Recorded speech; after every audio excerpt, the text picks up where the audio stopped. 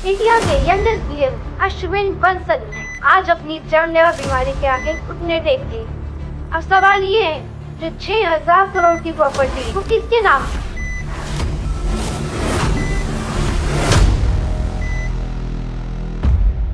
ये देखो, पूरी दुनिया में इसकी मरने की खबरें छप रही हैं और ये यहाँ जीने की उम्मीद लिए बैठा है। जो उम्मीद नहीं छोड़ रहा है उसको दुनिया छोड़ने पे मैं मजबूर करूंगी। तुम्हें किडनी की क्या जरूरत है? तुम्हारे पास वैसे भी कम टाइम है। तो हम सोच रहे हैं कि तुम्हारी किडनी निकाल के तुम्हारे भाई रॉनी को लगा दो। Kidney transplant? वैसे अब हमारा टाइम वेस्ट मत करो, इस पे और 6,000 करोड़ की प्रॉपर्टी पे साइन करो। अपनी सारी जायदाद अपनी माँ के नाम कर। आप ये कैसे कर सकते हो? आप मेरी माँ हो। बदनसीबी से तुम जिंदा हो तो सिर्फ अपने बेवकूफ बाप की बदौलत। डिवोर्स के बाद वो हर महीने तुम्हारे नाम पे मुझे पैसे बेचता था, तभी अब तक तुम्हें जिंदा रखा, नहीं तो तुम्हें मैं कब से मार देती। लेकिन आप तो कहती थी कि पापा मुझसे नफरत करते थे, वो मेरी फिक्र नहीं करते थे। अपने फायदे के लिए झूठ बोलना तो इंसान की फितरत होती है। इंसान नहीं, हैवान है आप। और तू कौन है? जिस बाप ने पूरी जिंदगी तेरी इतनी चिंता की, उसे तूने अकेला छोड़ दिया। बाईपास सर्जरी अभी नहीं की तो आपके पिताजी नहीं बचेंगे। इसमें आपके साइन चाहिए। ध्यान से पढ़िए डॉक्टर, इसमें लिखा है कि करीबी रिश्तेदार, और मेरा इनसे कोई भी रिश्ता नहीं है दूर दूर तक। अब ये मरे जिए मुझे फर्क नहीं पड़ता। ऊपर वाला सब कुछ देख रहा है मॉम। अब तो सारी दुनिया देखेगी मिसेस तृप्ति बंसल को करोड़ों की मालकिन बनते हुए। टाइम वेस्ट मत करो, बी अ गुड बॉय।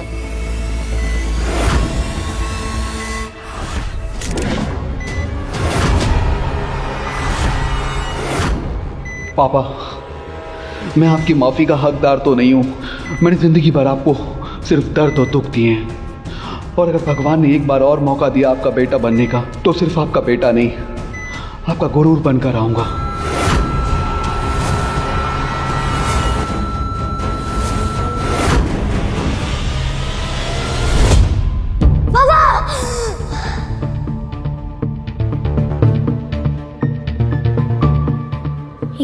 ये मैं यहाँ कैसे आया? वो हॉस्पिटल, मॉम, ये तो मेरे बचपन का घर। 2018? क्या भगवान ने सच में मुझे एक और मौका दिया है? अरे ये तो मेरे बचपन वाला चेहरा है, और ये छोटे हाथ भी। मतलब मैं अपने पास्ट में वापस। मैं ना अब ये शादी में बिल्कुल नहीं रह सकती। मॉम डैड की वो बचपन वाली लड़ाइयाँ। ये लो डिवोर्स पेपर, और इसे अभी के अभी साइन करो। तुम इतना सेल्फिश कैसे हो सकती हो? आशु का तुम्हारे बिना क्या होगा? आशु को एक माँ की जरूरत है ना। और मुझे चाहिए फ्रीडम, पैसे। लाइफ में ना मैं कुछ बनना चाहती थी, और तुमने मुझे सिर्फ एक माँ बना के रख दिया है। तुम्हें ना तुम्हारी जिंदगी और तुम्हारे बच्चे की जिंदगी मुबारक हो। इसका मतलब भगवान जी ने सच में मुझे सेकंड चांस दे ही दिया। शौर्य, सोच क्या रहे हो? मुझे ना अभी के अभी डिवोर्स चाहिए।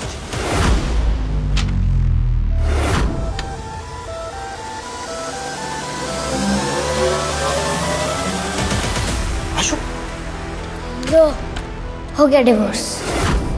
ना पापा को तुम्हारी जरूरत है और ना ही मुझे।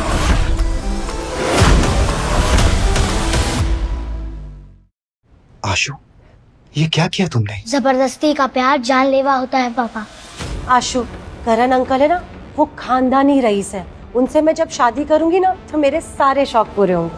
कोई बात नहीं, जाओ, मैं अपने पापा के लिए नई वाइफ और मैं अपने लिए मम्मी नंबर 2 ढूंढ लूंगा, जो तुमसे लाख गुना सुंदर और अच्छी होगी। अब तुम दोनों बाप और बेटे सड़ो इस कूड़ेदान में।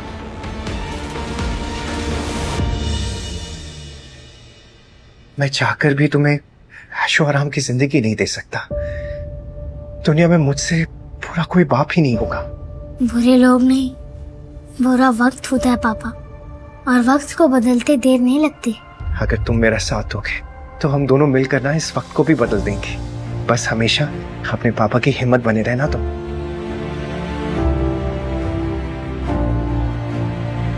आशु, कल से तुम्हारा स्कूल शुरू होने वाला है ना, तो तुम्हारी नई किताबों और तुम्हारी यूनिफॉर्म के लिए बस इतने ही पैसे हैं पापा के पास। बहुत है पापा। तुम्हें भूख लगी होगी ना, तुम्हारे लिए कुछ खाने के लिए बनाता हूँ। हाँ? इस बार आपको अकेला नहीं छोड़ूंगा पापा।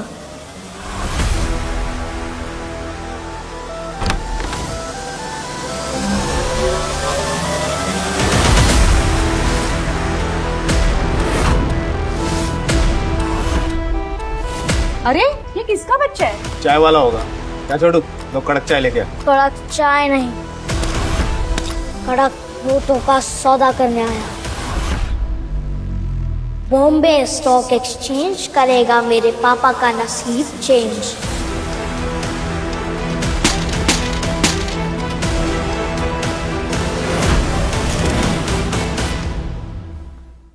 चलो नाश्ता कर लो आशु। आशु, गुल्लक। इंस्पेक्टर साहब, पैसे गए तो गए, पर मेरे बेटे को कुछ नहीं होना चाहिए। एक बस वही है मेरा जीने का सहारा। सीसीटीवी फुटेज में तो दिख रहा है तेरा बेटा ही गुल्लक लेके गया है। Stock exchange. आशु, तुम क्या करने वाले हो? पैसे कम थे और इस मित्तल गोल्ड स्टॉक से मैं 50 गुना पैसे बना लूंगा। पापा की तकदीर बदलने के लिए यहीं से शुरुआत करना ठीक होगा।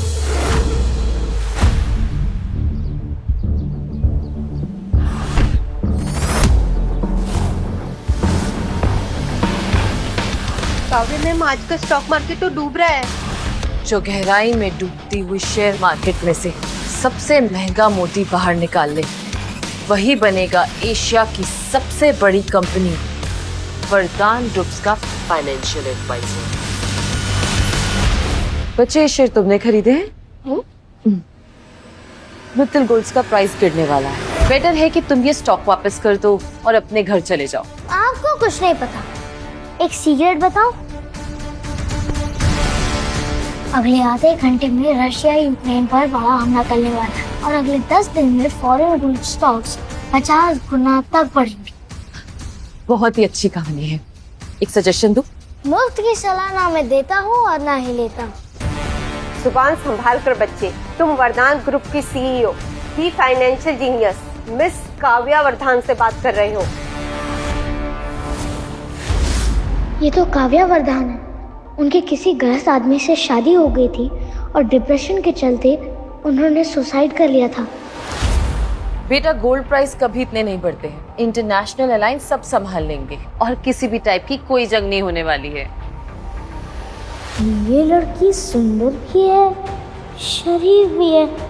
क्यों ना एक तीर से 2 निशाने लगाऊं? पापा की जिंदगी बन जाएगी और इनकी भी बच जाएगी। हेलो, कहाँ खो गए? तुमसे बात कर रही हूँ मैं। हाँ, एक शर्त लगाएंगी?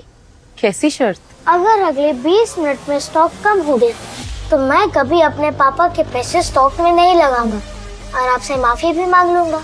और अगर स्टॉक बढ़ा तो आप मेरी हर बात मानेंगे और मेरे पापा से शादी करके मेरी मम्मी नंबर 2 बन जाएगी। ये मेरी तरफ से शगुन है। दीपक की समझे?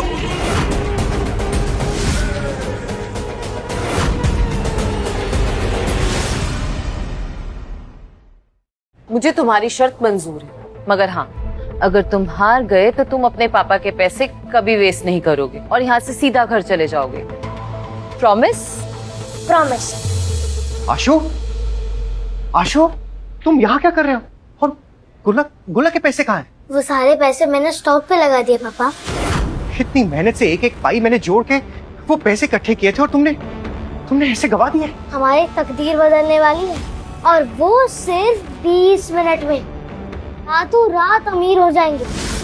घर, गाड़ी, बंगला हम सब ले लेंगे। रातों रात अमीर?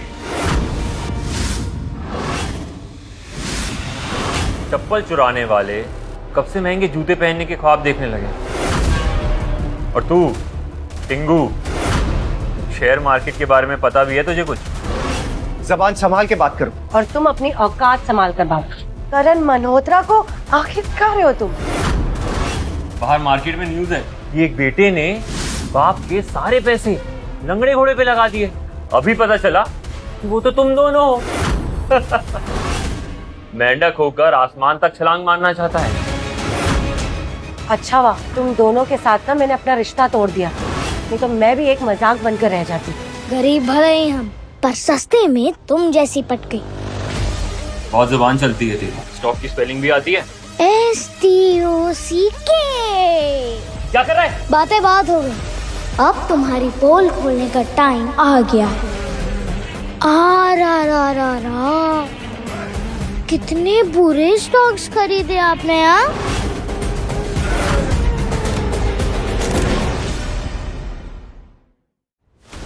सुने टिंगू, सिर्फ पैसे लगाना शेयर मार्केट नहीं है। घोड़े पे दाव लगाने से ज्यादा इंपॉर्टेंट है उस खेल की समझ होना। असली खेल वही है, समझा? और वो देख, तेरा स्टॉक तो नीचे ही गिरता जा रहा है। और वैसे भी गंदी नाली के कीड़े ना समुंदर के रास्ते नहीं ढूंढते, वो गली के गटर में ही रहते हैं। शौर्य, मेरी मानो ना तो तुम इसे किसी सिग्नल पे बैठा दो और तुम भी आजाद हो जाओ। बस 10 मिनट और। नहीं 5 मिनट और, फिर देखते हैं स्टॉक बढ़ेगा और तुम सब हमारे पैरों में गिर जाओगे। ऐसा तो ठीक है, एक शर्त लगाते हैं। नहीं आशु, कोई शर्त लगाने की जरूरत नहीं। चलो हम यहाँ से चलते हैं।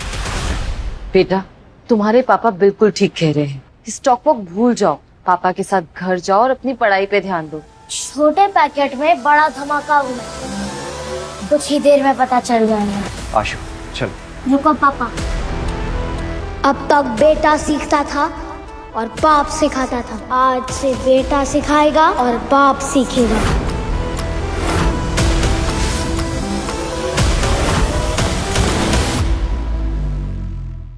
बस एक बार मुझ पर विश्वास कर लीजिए पापा। क्या लाइफ में एक बार नहीं जीतना चाहते? जीतने के लिए किस्मत चाहिए, लेकिन तुम्हारे कपड़ों की तरह तुम्हारी किस्मत भी फटी हुई है। बाप भिखारी तो बेटा जुआरी। वाह। शुक्र है मैंने इसकी कस्टडी नहीं दी, वरना मेरे पैसे भी चला देता। करण, तुम ना जीनियस हो, जो इसका असली रंग तुमने पहले ही देख लिया। और मैं तो हैरान हूँ कि मेरे कोख से ऐसा बच्चा पैदा हुआ है। तुम्हारी गलती नहीं है डार्लिंग, इस शौर्य के खून में ही गंदगी है। और एक भिखमंगे का बेटा तो जुआरी ही निकलेगा ना। सही है, चुपचाप निकल जाए यहाँ से। हार जीत का तो पता नहीं आशु, पर आज किसी के दांत जरूर टूटेंगे। गार्ड्स! अरे हटो तुम। क्या बात है पापा? शौर्य, तुम पागल हो गए हो क्या? पागल हो गया हो या नहीं, तुम्हें क्या फर्क पड़ता है? और आशु बिल्कुल सही कह रहा है, हमेशा हम हारे क्यों? पापा, आज के बाद आप कभी नहीं हारेंगे, चाहे कुछ भी हो जाए। मैं आपके नाक नहीं कटने दूंगा। बोलो करण, कैसी शर्त लगानी है तुम्हें?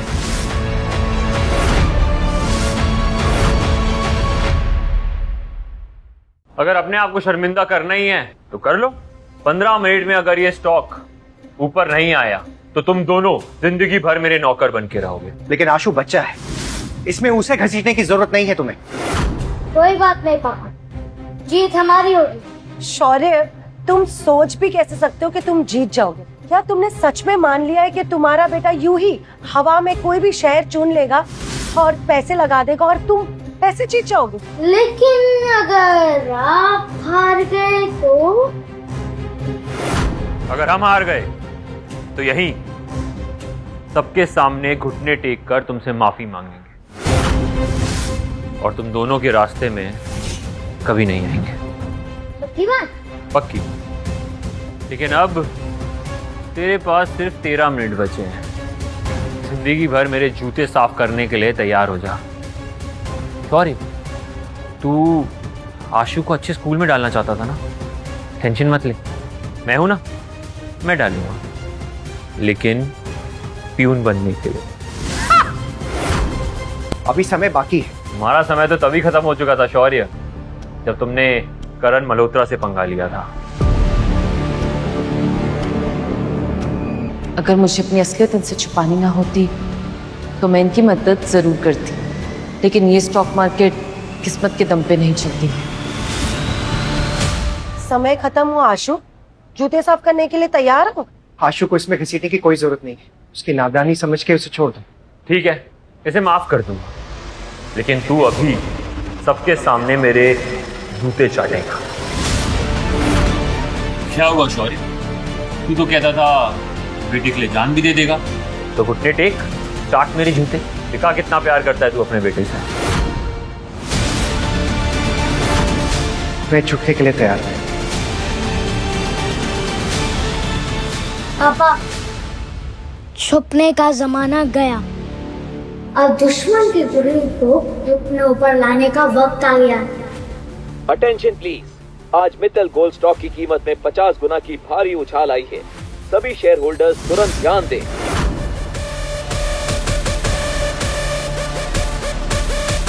ये अचानक स्टॉक ऊपर कैसे जा रहा है?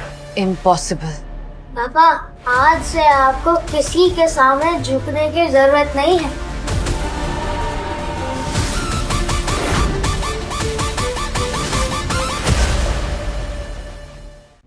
What the hell is happening? ये अचानक से स्टॉक ऊपर कैसे जाने लगा? क्या बढ़ गया है? हमारे हौसले का कद बढ़ गया है पापा। हमने सच में पैसे कमा लिए, मतलब वो 50 गुना हो गया। अपनी खुशी को रोक के रखिए पापा, क्योंकि अगले एक हफ्ते में ये 2.5 लाख 5 करोड़ तक जाएंगे। 5 करोड़? लेकिन ये कैसे पॉसिबल है? रशिया और यूक्रेन के बीच वॉर शुरू हो गई है, इसलिए फॉरेन गोल्ड के प्राइसेस तेजी से ऊपर जा रहे हैं। आई डोंट बिलीव दिस, इन फकीरों के पास इतने पैसे। शायद भूल गई है मॉम के नाम पे धब्बा कि फकीर के हाथ में भी किस्मत की लकीर होती है। और आपके नए हस्बैंड घुटने टेकने के लिए तैयार है ना? ज्यादा मत उड़ बच्चे, उड़ते हुए परिंदों के पर काटने की आदत है मुझे। आप पर कौन भरोसा करेगा? प्रॉमिस तो पूरा नहीं किया आपने। लगता है तुझे तेरी औकात दिखानी पड़ेगी। गार्ड, इसकी टांगे तोड़ दो और समुंदर में फेंक दो। रुक जाओ।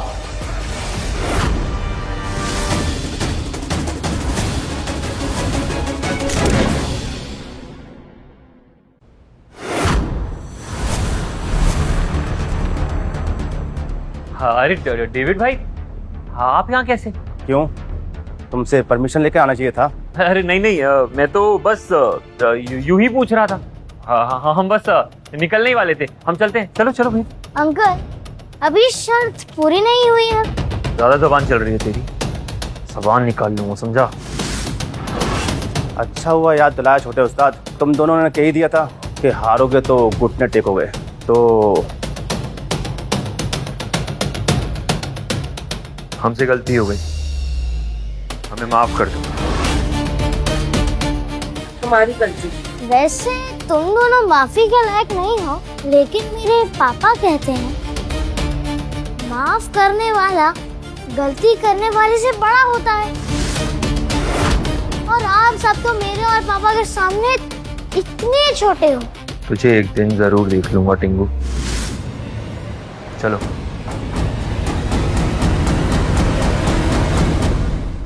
थैंक यू डेविड, तुम जा सकते हो। मैंने सुना था कि एक पल में किस्मत बदलती है, और आज देख भी लिया। I am impressed. जी, आपका बहुत बहुत शुक्रिया, आपने हमारी इतनी मदद की। थैंक यू से काम नहीं चलेगा। मैं वरदान ग्रुप्स में आपको फाइनेंशियल एक्सपर्ट की पोजीशन देना चाहती हूँ। कल आपको मेरे साथ इंटरनेशनल फाइनेंशियल समिट में चलना होगा, एक एक्सपर्ट बन के। फाइनेंशियल समिट, यानी उस खजाने की चाबी जिसने पहले जिंदगी में मेरी लाइफ बदल दी थी। इस बार ये खजाने की चाबी आपकी होगी पापा। ये है मिस काव्या वर्धान, वर्धान ग्रुप की सीईओ। वर्धान ग्रुप? पापा, आप इन्हें सिर्फ काव्या बुला सकते हैं, वो भी पूरे हक से। क्या बात कर रहे हो तुम?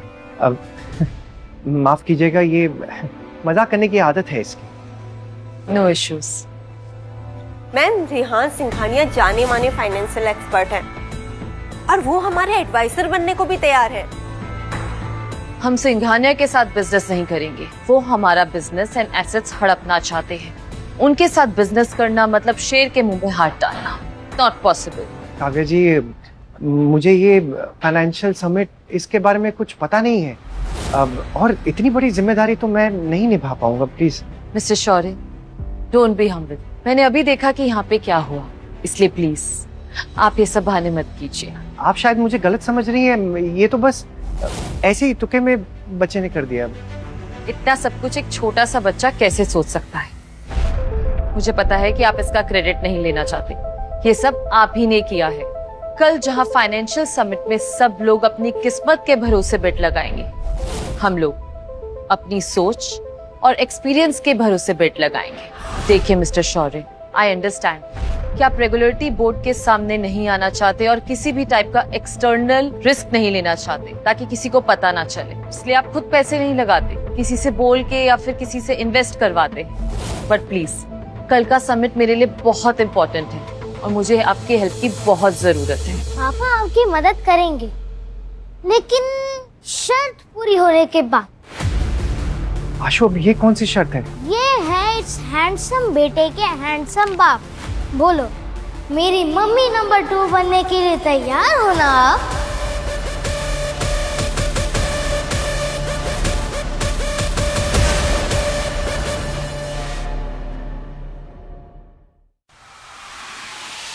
करण, कहीं हम गलत तो नहीं है?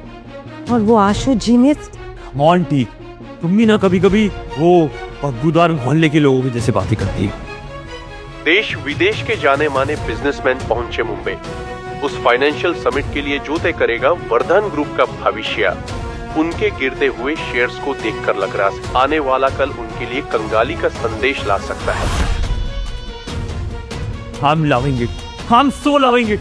ये वरदांस का प्लान था। भाई, शौर्य और आशु वरदांस के साथ तो। अरे उन दोनों की ठेले लगाने की औकात नहीं है। वो क्या ज्वाइन करेंगे वरदांस को? ये सब एक गेम था, एक माहौल बनाना चाहते थे उन लोग। अभी मैं सोचूं उस भिखारी शौर्य को डेविड, उनका हेड सिक्योरिटी गार्ड, बचाने क्यों आया? करण, that's why I love you। तुम ना यहाँ पे सबसे ज्यादा समझदार। बहुत जल्दी तुम्हारा वो भिखारी एक्स हस्बैंड और उसका बेटा हमारे सामने नाक रगड़ते दिखेंगे, और ऐसा कि उनके लिए जमीन भी कम पड़ जाए। Let's go.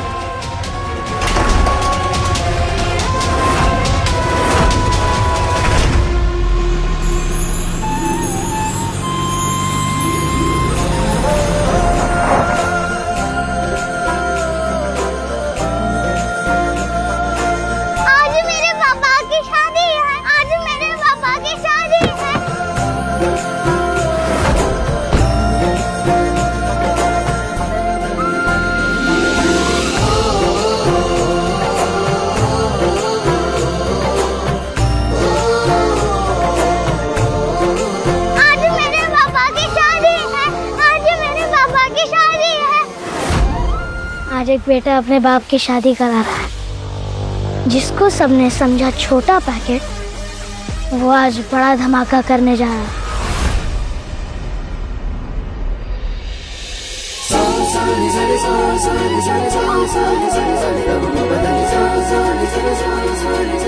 शादी मुबारक मम्मी नंबर 2।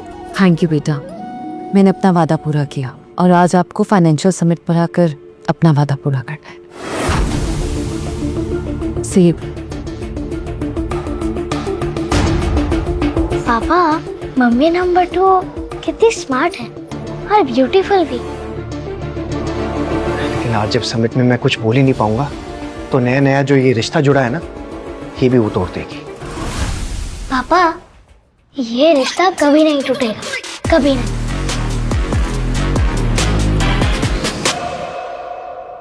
पापा, हाँ? रिक्शा से चलते हैं। क्यों आशु, तुम्हारे पापा की लॉटरी लगी है? बस स्टैंड आगे है, बस में चलते हैं। आओ।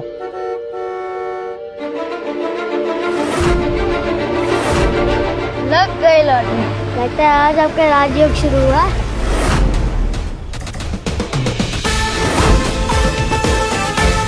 सर, आपको हमारे साथ चलना होगा। किस राजयोग की बात कर रहे हो तुम आशु? मैंने तो अपने सपने भी गिरवी रख दिए। पता नहीं अब क्या होगा।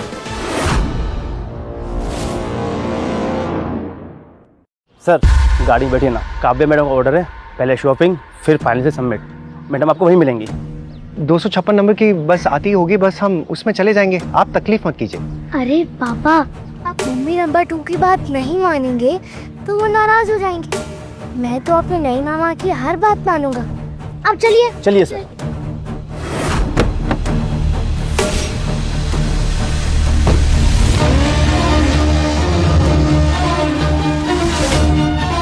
पापा, कैसी फीलिंग आ रही है? क्या पोस्टर निकला हीरो जैसी आ रही है ना? हीरो कब जीरो बन जाएगा ना, पता भी नहीं चलेगा। ये लोग यहाँ कहाँ से आ गए? तुम भिखारियों की इतनी हिम्मत कि तुम लोग यहाँ आओ। यहाँ आना तुम दोनों को बहुत महंगा पड़ेगा।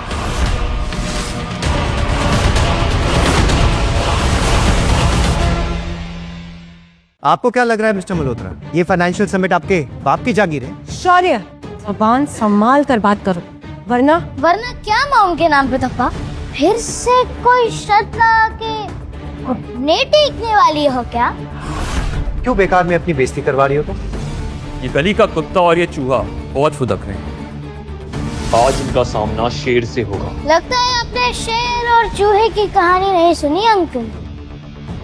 ये तो वही दो लोग हैं ना जो कल शेयर मार्केट में अपना जादू दिखाया था। अरे कल इनका नसीब अच्छा था, हर दिन किस्मत थोड़ी साथ देती है। शौर्य, तुम अभी के अभी करण से माफी मांगो, नहीं तो तुम और तुम्हारा बेटा यहाँ से जिंदा नहीं जाएंगे।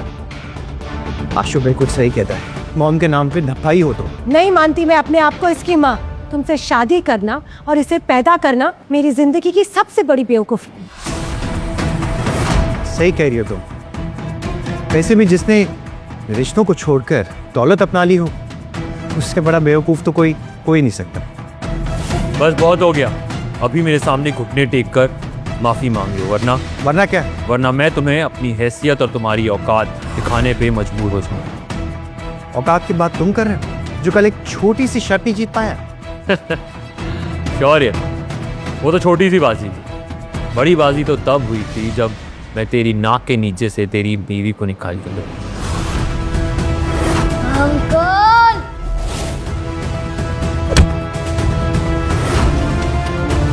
करण, तुम ठीक तो?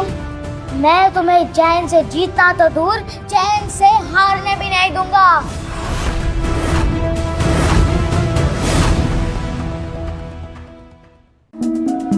मैम, शौर्य सर और आशु आए हैं। Okay, let's go.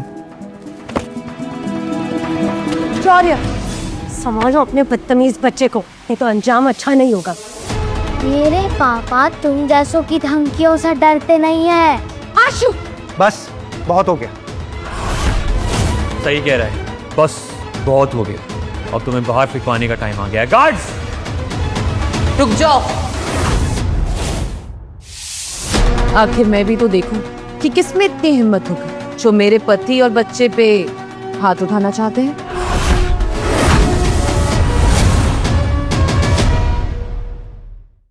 अच्छा, बहुत शौक है तुम्हें इस लावारिस बच्चे की माँ बनने का?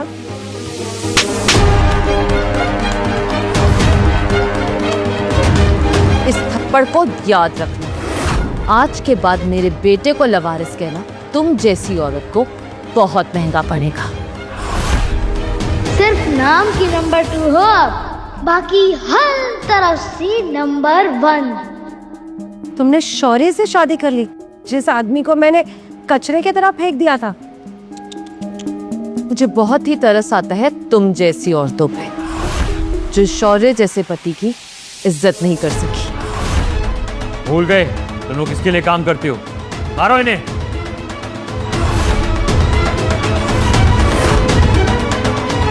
What the hell? अब मैं समझी, तुमने शौर्य से शादी की क्योंकि तुम्हें लगा वो कोई स्टॉक गुरु है। बट तुम्हें ना बहुत जल्दी पता चल जाएगा कि ये आदमी एक अनपढ़ और गंवार है और तुम पता नहीं कहाँ फंस गई हो। पास में शौर्य चाहे जो भी रहा, लेकिन आज के बाद सब उसकी इज्जत करेंगे, क्योंकि वो वरदान ग्रुप्स का दामाद और फाइनेंशियल एडवाइजर है। काव्या वरदान का पति। तुम वरदान फैमिली की बड़ी बेटी हो?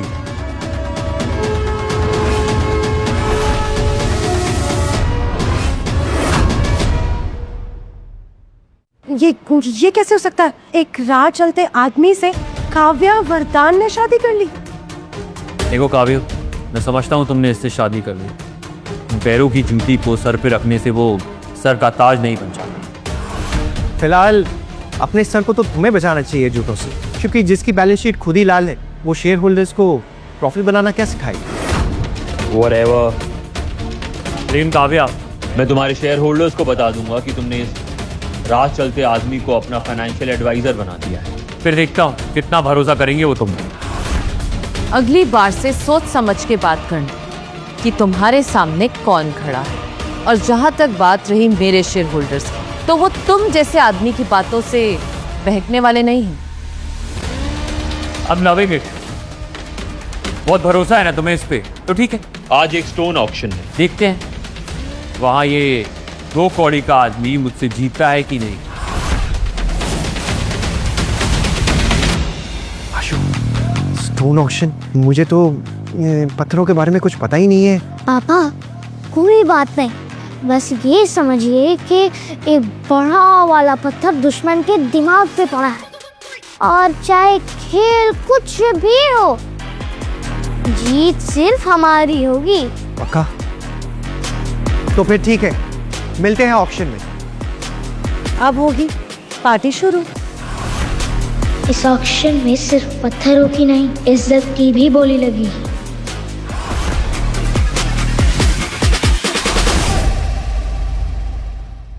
पार्टी अभी शुरू नहीं होगी, पार्टी तो तब शुरू होगी जब पैसे लगे। बोलो, लगाते हो 10 करोड़ की शर्त? हाँ, मुझे मंजूर है।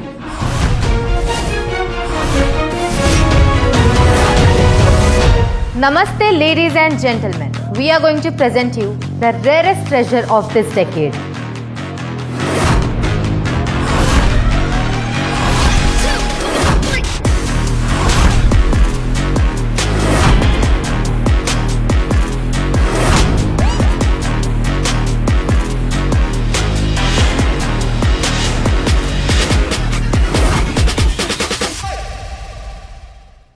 ये सिर्फ पत्थर नहीं बल्कि चाबी है,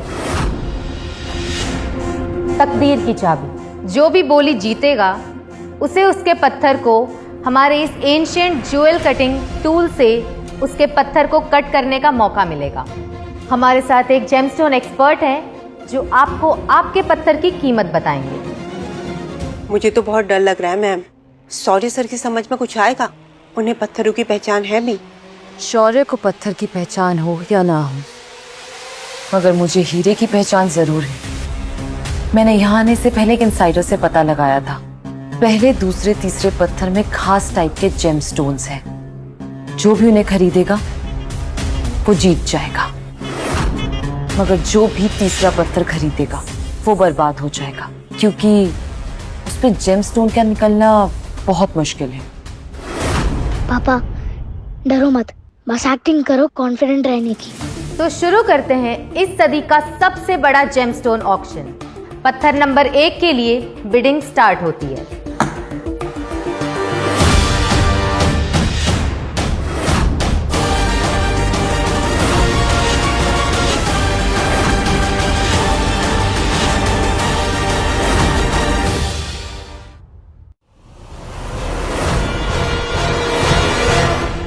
आशु, मुझे तो पसीने आ रहे हैं, घबराहट भी हो रही है। एक काम करते हैं, यहाँ से निकल लेते हैं। अरे पापा, और आप चिंता मत करो, मैं हूं ना। आशु, तुम बहुत जिद्दी हो गए हो। अभी तुम स्कूल में हो, ये सारी जो मनमानी करनी है ना, कॉलेज जाते हुए करना। आपको क्या पता पापा, मैंने अपने कॉलेज के दिनों में इन पत्थरों के बारे में रिसर्च की है। इन्हें पता नहीं कि बहुत जल्द ही ये अमीर बनने वाले हैं। पत्थर नंबर 1 के लिए बिडिंग स्टार्ट होती है 10 लाख से। 80 लाख, 80 लाख 1, 80 लाख 2, 80 लाख 3। पत्थर नंबर 1 सोल्ड।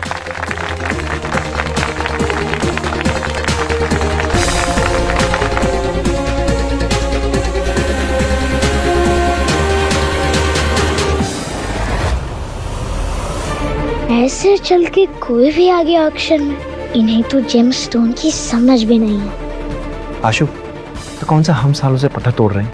मेरी मानो, अभी भी टाइम है, यहाँ से निकल लेते हैं। लगता है शौर्य को पत्थर नंबर 1 की समझ थी, इसलिए उसने इस पे पैसे बर्बाद नहीं करे। लगता है कि वो सीधा बड़ा दाव खेलना चाहते हैं। अब आता है पत्थर नंबर 2। बिडिंग शुरू होती है 50 लाख से। पापा, ये पत्थर सही, हम यही वाला पत्थर चुनेंगे।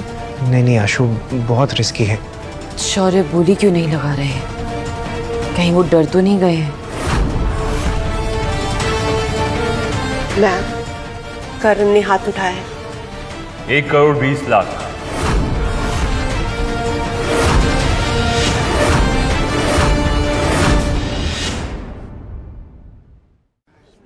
क्या हुआ शौर्य, हाथ नहीं उठाया? ओह, मैं भी ना बिल्कुल भूल गई। तुम जैसे सड़क छाप आदमी को पत्थर की कहां से पहचानोगे?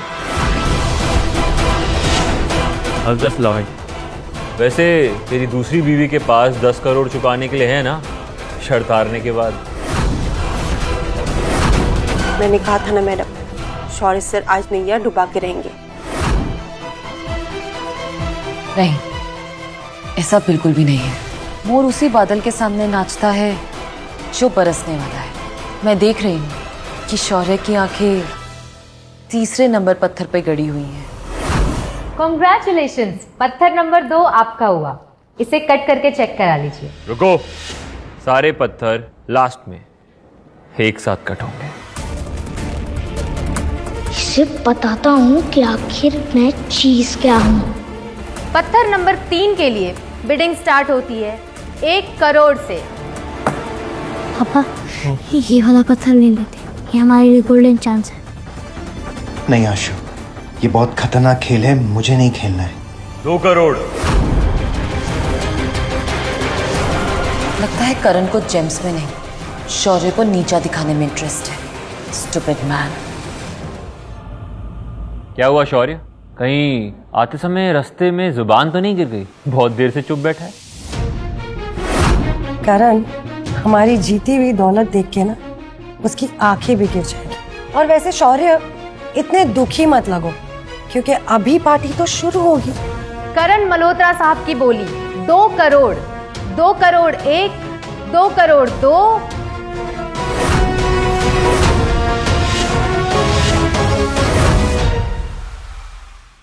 गौर से सुन लो सब लोग, ये तीसरा पत्थर मेरा है। ये शौर्य की खामोशी बता रही है कि इसकी जेब कितनी गहरी है, इतनी कि उसमें चिल्लर भी नहीं है ना शौर्य? पत्थर नंबर 3 सोल्ड टू मिस्टर करण मल्होत्रा।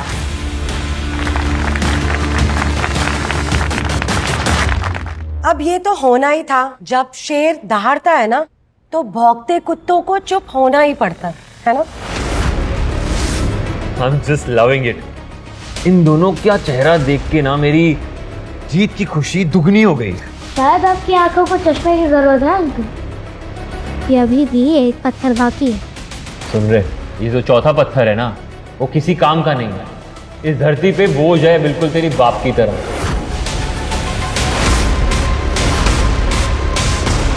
अब देर किस बात की? ऑक्शन तो करण जीत ही गया है ना, तो अनाउंसमेंट भी कर दो। नो मैम, रूल्स के हिसाब से आखिरी पत्थर के बाद ही विनर डिसाइड होगा।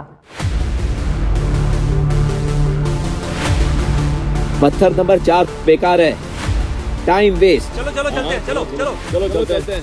पत्थर नंबर 4 के लिए बिडिंग शुरू होती है 5 लाख से। 5 लाख।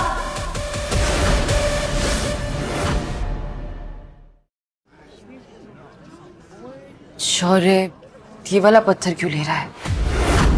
आशु, ये क्या बेवकूफी है? ऑलरेडी करण को 10 करोड़ रुपए देने हैं और ऊपर से तुम ये सब कर रहे हो। अरे पापा, बेकार में गरीब बन रहे हैं, हमेशा देने की बात करते रहते हैं। ये तो अमीरों की निशानी है। अभी ये सब मत सोचिए, बस थोड़ा सा भरोसा रखिए मिस्टर। तो आखिर बाप बेटे ने अपना मजाक उड़ाने के लिए सारी तैयारी कर ही ली। हो मॉम के नाम पे धब्बा।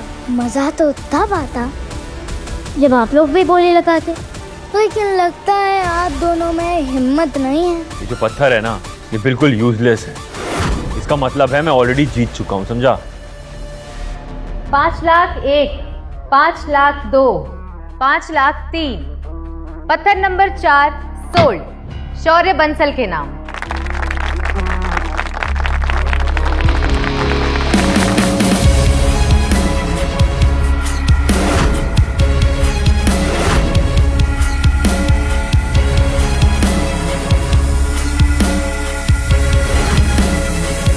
Cut the stone.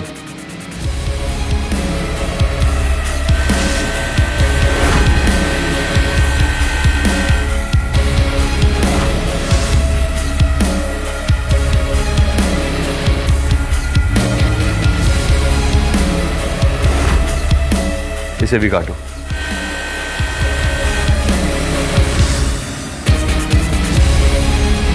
Oh my God. देखा काव्य, मैंने कहा था ना कि मल्होत्रा हमेशा जीतते हैं। 10 करोड़ रेडी रखना, तुम शर्त हार गई। अरे इतनी भी क्या जल्दी है, हमारा पत्थर अभी कटना बाकी है। तो कह रहे थे।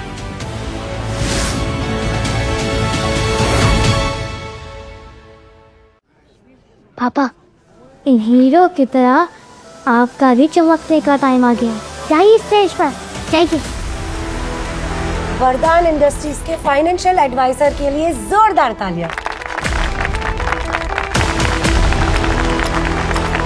और उनकी इज्जत के पकोड़े तलने के लिए जोरदार गालियां। मम्मी नंबर 2, हमें जीतेंगे। पापा पर भरोसा रखो।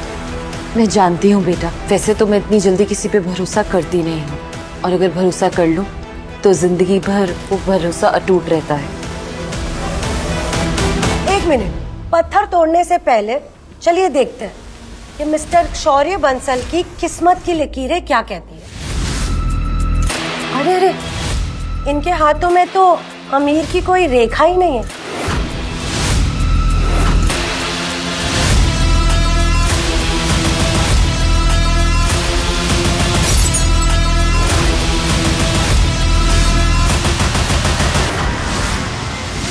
लकीर अगर नहीं है तो मैं खुद बनाऊंगा, और अगर मेरी किस्मत में अमीर बनना नहीं लिखा है तो मैं किस्मत को ही मिटाकर अपनी किस्मत नहीं लिखूंगा।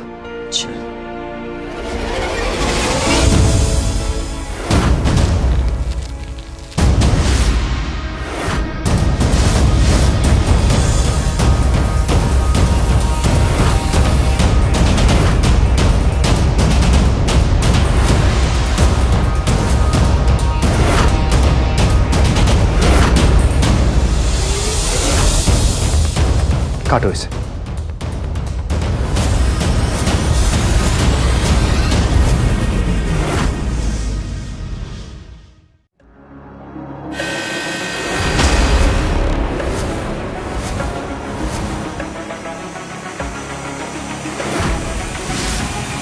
लेडीज एंड जेंटलमैन, कहानी में ट्विस्ट है जिसकी किसी ने उम्मीद भी नहीं की थी।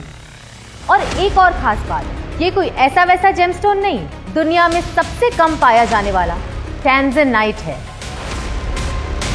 ऐसे स्टोन्स हजारों सालों में एक बार पाए जाते हैं, और इनमें से एक एक की कीमत कम से कम करोड़ों की होगी।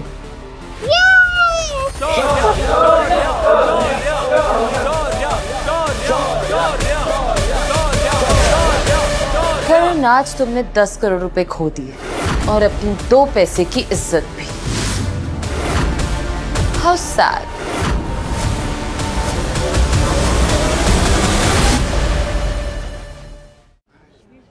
नहीं, ऐसा नहीं हो सकता। ये ना, ये सब नकली है। दोबारा चेक करो। शौर्या जी, मान गए आपकी नजर को। सही पहचाना आपने, असली वैल्यू वहीं और में थी। नजर अच्छी है, तभी तो इन्होंने मेरी मम्मी नंबर 2 को चुना है।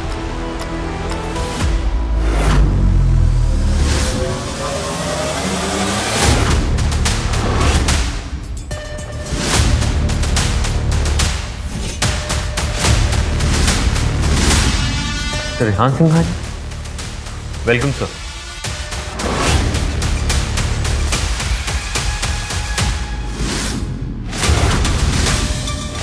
करण किसी और के सामने झुक गया। मैं डिस्कशन तो नहीं, डील करता हूँ। बहुत सुना है मिस्टर सिंघानिया के बारे में। कहते हैं ये जिस पत्ते पर हाथ रखे वो इक्का निकलता है। सुना है काव्या ने रिहान का रिश्ता ठुकरा दिया था। लगता है वो यहाँ काव्या और वरदान ग्रुप से बदला लेने आया है। इस पत्थर के सारे जेमस्टोन्स अब मेरे हैं। शायद तुम भूल रहे हो कि वरदान के ऑक्शन। बेटर होगा कि तुम यहाँ से चले जाओ।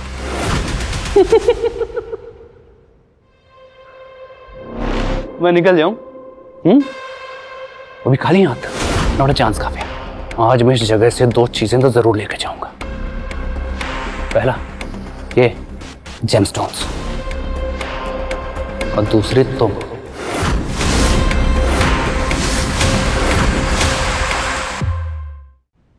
ये जेमस्टोन तुम्हारी नहीं, मेरे पापा के हैं। वो हमने जीते हैं। बेटा सब कुछ ऑक्शन नहीं होता। ये जेमस्टोन जिस माइन का है उसे सिंघानिया फैमिली ने खरीद लिया है। अब ये हमारी प्रॉपर्टी है, तो उसको ऑक्शन करना हमारी परमिशन के बिना अब इलीगल है। सर हमारे पास ऑफिशियल परमिशन पेपर है, ये देखिए। रियली?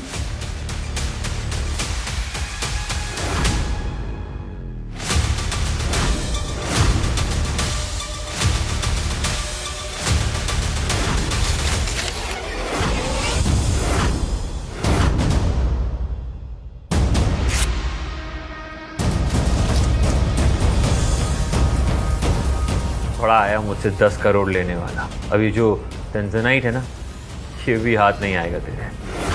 पापा जेमस्टोन देंगे, लेकिन मेरी मम्मी नंबर 2 को वेडिंग गिफ्ट के तौर पर। बेटा अपने पापा का चेहरा ने एक बार अच्छे से देख लिया आखिरी बार, तो कुछ पल के बाद वो सिर्फ एक याद बनकर रह जाएंगे।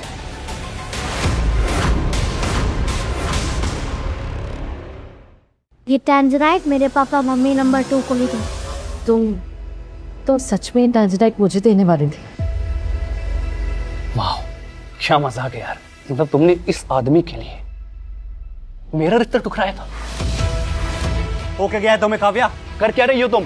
हाँ, इस आदमी के लिए मैंने तुम्हारा रिश्ता ठुकराया था, क्योंकि ये अपनी किस्मत खुद बनाना चाहता है, तुम्हारी तरह नहीं जो अपने बाप के नाम पे उछलता है।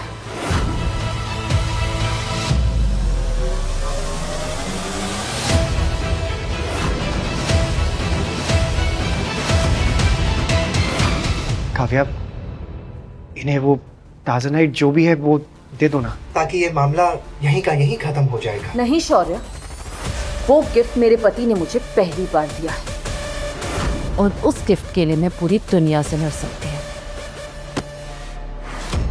इतनी आसानी से नहीं मानना तुझे। अगर शेयर होल्डर्स की मीटिंग है ना, मैं भी देखता हूँ इस डरपोक को तुम कैसे सबके सामने इंट्रोड्यूस करती हो। बस कुछ दिन के अंदर तुम्हें रोड पे ना ले आया तो मेरा नाम रिहान सिंघानिया नहीं। I'll see you there.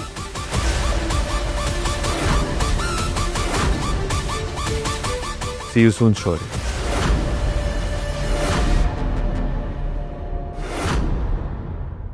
आशु, अरे आप कहाँ जा रहे हैं? मैं आपको छोड़ देती हूँ। अरे नहीं नहीं, हम लोग चले जाएंगे। अरे मम्मी नंबर 2, मुझे तो बहुत डर लग रहा है। अगर वो अंकल आ गए तो क्या हम आज रात आपके घर रुक सकते हैं प्लीज? हाँ बेटा, बिल्कुल।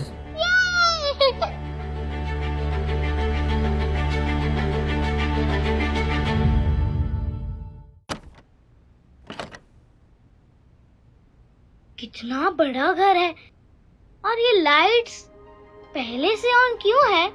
बेटा मुझे बचपन से ही अंधेरे से बहुत डर लगता था, इसलिए घर की सारी लाइट्स हमेशा ऑन रहती हैं। मम्मी अब आपको डरने की कोई जरूरत नहीं है, हम हैं ना आपके साथ। नहीं नहीं आशु, हम यहाँ हमेशा कैसे रह सकते हैं? माना कि इन्हें बड़ा घर नहीं दे सकते रहने के लिए, लेकिन इसका मतलब ये थोड़ी ना है कि मैडम जी के घर पे हम ही रहने आ जाएं। मुझे आप दोनों के यहाँ रहने से कोई प्रॉब्लम नहीं है, और हाँ, अब हम दोनों की शादी हो गई है तो प्लीज़ आप मैडम जी कहना बंद करेंगे।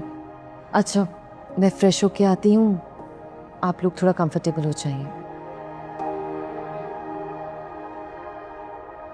आओ आशु, बैठते हैं। अरे पापा, आप ही नहीं समझते, मम्मी नंबर 2 सिग्नल दे रही है। मुझे कुछ करना पड़ेगा।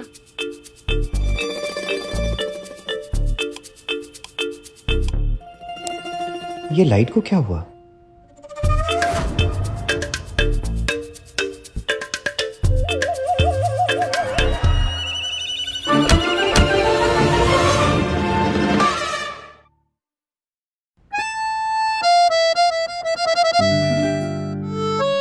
आई एम सो सॉरी, गलती से हो गया। सुखी, लेकिन आप लोग ऐसा कर क्या रहे थे जो कि इन्हें चोट लग गई?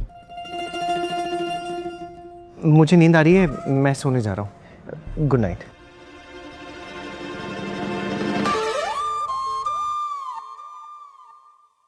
Good morning mummy number 2। Good morning. Poha, upma, आलू के पराठे सब पापा ने बनाए हैं आपके लिए।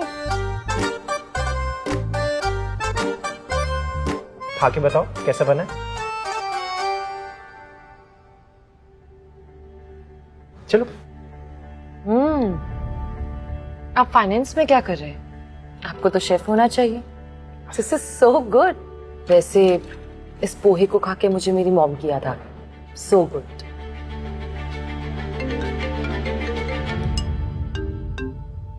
हेलो मैम, जल्दी ऑफिस आ जाइए। देशमुख जी ने हमें रॉ मटेरियल देना बंद कर दिया है। सारे कस्टमर्स हमारा प्रोडक्ट लेने से मना कर रहे हैं, जिसकी वजह से हमारे स्टॉक की वैल्यू गिर रही है। व्हाट? खबर मिली है कि सिंघानिया ग्रुप और देशमुख ग्रुप के बीच में एक सीक्रेट डील हुई है। वो अपना प्रोडक्ट मार्केट में हमसे आधे दाम में बेच रहे हैं। सारे कस्टमर्स उनकी तरफ जा रहे हैं। मैम, आप तुरंत ऑफिस आ जाइए। या आई एम कमिंग। मैं आ रही हूँ। मुझे कुछ जरूरी काम है, मैं आती हूँ। I'll see you guys. आशु, मैं रेहान सिंघानिया से जाके माफी मांग लेता हूँ। ये उसी ने किया होगा। जरूर ड्रोन ऑप्शन का ना बदला ले रहा है वो हमसे। पापा, अगर आप वहाँ गए तो वो सब आपकी पिटाई करेंगे। अगर आपको मम्मी नंबर 2 की मदद करनी है तो मेरे पास एक आइडिया है। कैसा आइडिया?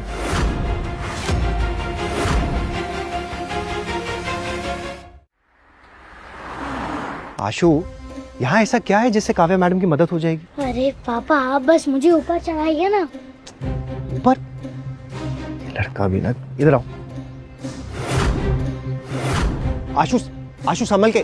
पापा, आप भी आ जाओ। आशु, मैं तुमसे कह रहा हूँ, ये चोरी करके हम काव्या मैडम की मदद नहीं करेंगे। बहुत सोचते आप, ऊपर आओ ना। अच्छा ठीक है, तुम संभल के रहो। हाँ, मैं आ रहा हूँ ऊपर।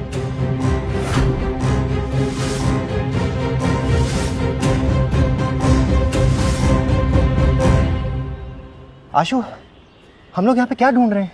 तुलजापुर की ब्लेड टेक्निक का सीक्रेट फॉर्मूला। क्या टेक्निक? तुलजापुर की ब्लेड टेक्निक, जो देशमुख फैमिली के विरासत का हिस्सा है। और वो फॉर्मूला अभी भी एस देशमुख मैंशन में ही रखा हुआ है। देशमुख मैंशन? आशु, देशमुख फैमिली से पंगा लेना ना मतलब मौत को दावत देना है। और जयराज देशमुख तो देश के सबसे पुरानी रईस आदमी है। वो हमें जिंदा नहीं छोड़ेंगे। तुम कहाँ ले आए हो? अब चलिए पा। अरे आशु, रुको।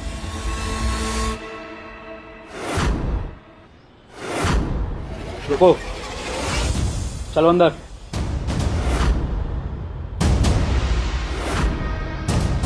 घर आए मेहमानों की खातिरदारी करना देशमुख बहुत अच्छी तरह से जानता है।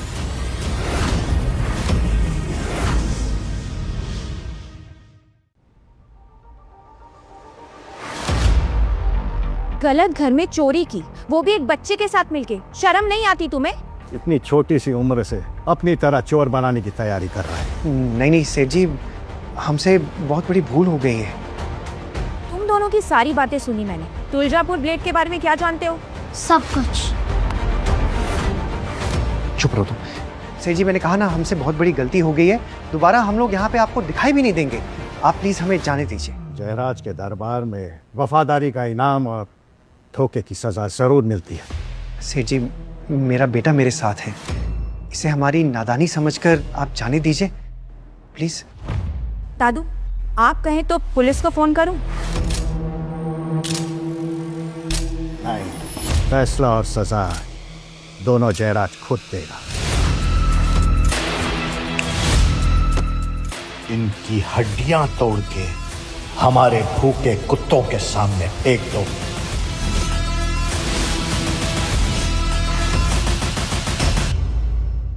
मैंने तुम्हें जयराज जी के साथ मीटिंग फिक्स करने को कहा था, क्या हुआ उसका? कोशिश कर रहे हैं मैम, लेकिन वहां से कोई जवाब नहीं मिल रहा है। उनकी तरफ से कभी इतना लेट रिप्लाई नहीं आया। स्ट्रेंज। सेठ जी, मैं आपके सामने हाथ जोड़ता हूँ, प्लीज हमें जाने दीजिए।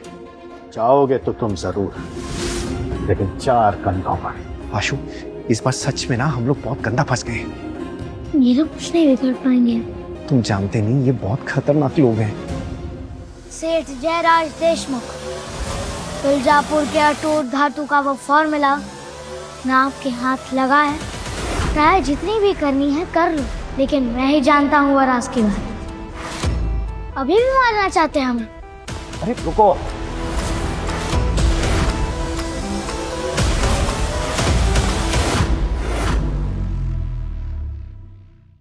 कहाँ सुना तुमने तुलजापुर के अटूट धातु के बारे में? चाहे जहाँ भी सुना, लेकिन मुझे ये पता है कि आपने पूरी जिंदगी उस धातु को ढूंढने में लगा दी। धातु, आप कहाँ इस बच्चे की बातों को सीरियसली ले रहे हैं? नहीं छाया, उस तकनीक के बारे में मेरे जीवन काल में बाप दादा नहीं ढूंढ पाए, लेकिन ये बच्चा कौन हो तुम, और तुम्हें उस तकनीक का राज कैसे पता है? आप आम खाइए ना, गुठलियाँ क्यों गिन रहे हैं? बताइए, आपको वो फॉर्मूला चाहिए या नहीं? कहाँ है वो धातु, बताओ। सेठ जयंत राव की मौत की खबर आई थी, और ये भी उनके मरने के बाद तुलजापुर का अटूट धातु उनके महल में एक शाही तलवार में पाया गया था। ये तो मेरे पूर्वजों का तकनीक है, इतने स्थानों से मैं ढूंढ रहा था, आज खाने में मिल गया।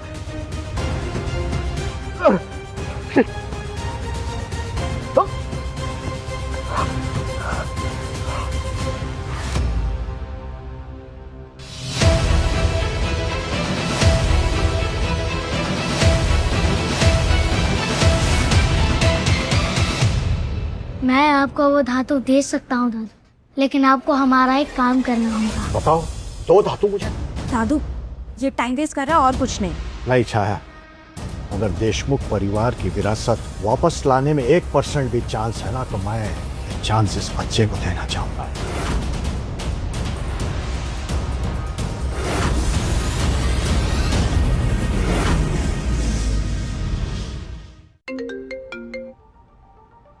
हेलो मम्मी नंबर 2, आपकी मदद करने का एक तरीका मिल गया है। हेलो, आप क्या कांड कर रहे हैं शौर्य जी और आशु? मैं नहीं जानती कि अब वो क्या कर रहे हैं, लेकिन पता नहीं क्यों मुझे उन दोनों पे पूरा भरोसा है। वो इस चुनौती को भी पार कर लेंगे। चलो, हम लोग बोर्ड मीटिंग के लिए लेट हो रहे हैं। प्रेसिडेंट काव्या, देशमुख कंपनी ने हमारी सारी डील्स कैंसिल कर दी है। हमारी कंपनी का दिवाला निकलने वाला है। कंपनी को बचाने का एक ही रास्ता है, आपको रेहान सिंघानिया से माफी मांगनी होगी। कंपनी को बचाने की मैं पूरी कोशिश कर रही हूँ। हाँ, आपने जो उनका फाइनेंशियल समिट में इंसल्ट किया, इसके लिए वो हमारी कंपनी के लिए मुसीबत खड़ी कर रहा है। हमारी मानिए तो जैसे पहले तय हुआ था वैसा ही करिए और रेहान से शादी करके कंपनी को डूबने से बचा लीजिए। हरगिज नहीं। सिंघानिया और वरदान के बीच में ऐसी कोई डील नहीं हुई थी कि रेहान की सिर्फ एक तरफा ख्वाहिश है जो कभी पूरी नहीं हो सकती।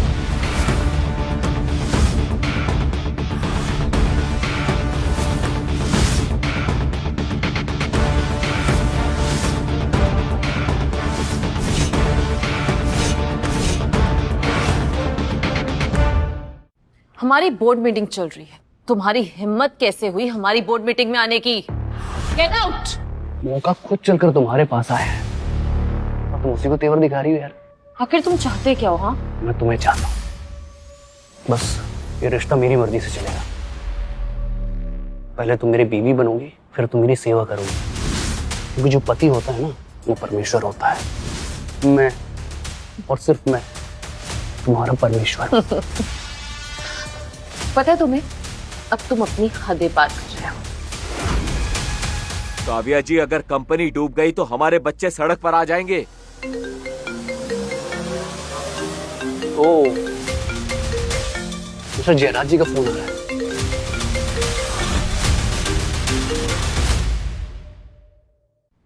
मैम, देशमुख जी तो हमारा फोन तक नहीं उठा रहे हैं और यहाँ वो रिहान को कॉल पे कॉल कर रहे हैं।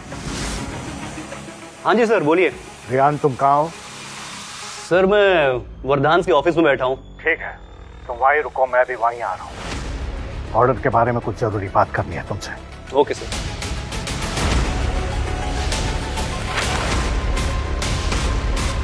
सुना तुमने? मिस्टर जयराज खुद तुम्हारे ऑफिस में आ रहे हैं इन पेपर्स को साइन करने, और तुम्हें ये बताने कि वो आज के बाद तुम्हारे साथ कोई भी डील नहीं करेंगे। लेकिन तुम अपनी कंपनी को ना अभी भी बचा सकती हो, बस तुमको अपना ईगो साइड में रख के उससे माफी मांगनी होगी। वरदान ना ही कभी किसी के सामने झुके हैं और ना ही कभी किसी के सामने झुकेंगे। ठीक, तुम्हें माफी नहीं मांगनी ना, मत मांगो। और तुम्हें अपनी कंपनी को बचाना है ना, तो उसके लिए तुम्हें मिस्टर जयराज के आने से पहले सीईओ की पोजीशन से अभी कभी रिजाइन करना होगा।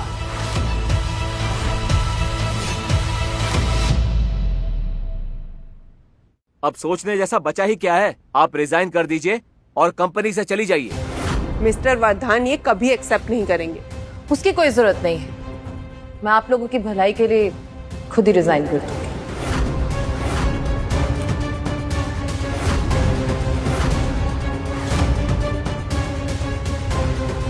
काव्या, रुक जाओ, पेपर साइन मत करना। बकरा खुद चलकर आ गया कसाई के पास कटने। तुझे मारने में तो बहुत मजा आएगा। मजा तो अब आएगा।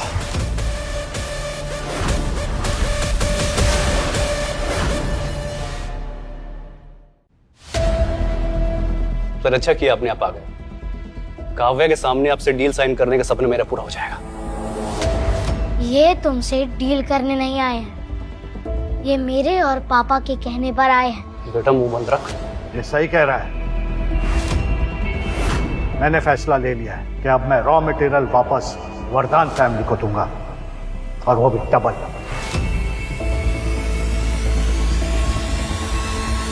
सर अगर मुझसे कोई गलती हुई तो हम बैठ के बात कर सकते हैं सर, लेकिन आप इस तरह अपने वादे से मुकर नहीं सकते।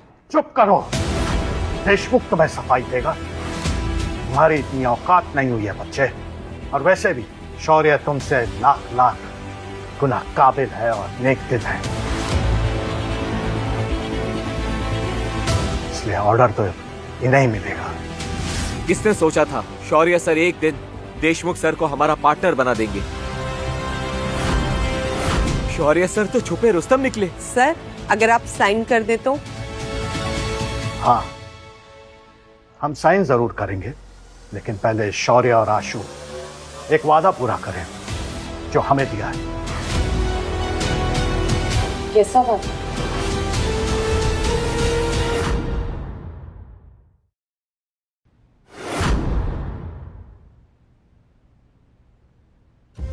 मैं आप सबको बता दूं कि मेरे दादू इस डील के लिए इसलिए रेडी हुए हैं क्योंकि इन दोनों ने वादा किया है कि वो हजारों साल से खोई हुई तुलजापुर की अटूट धातु को बनाने की सीक्रेट टेक्निक हमें ढूंढ कर देंगे। क्या सोचकर तुम दोनों ने वादा किया था? पुराने जमाने में तुलजापुर के लोहार समाज ने माँ देवी तुलजापुर की पूजा की, उसके बाद हथियार बनाने की कला सीखी, और फिर वो तकनीक कला उन्होंने दुनिया से छुपा दी। और जब से मैंने होश संभाला है, मैंने अपना पूरा जीवन उस गुप्त विद्या को ढूंढने में निकाल दिया।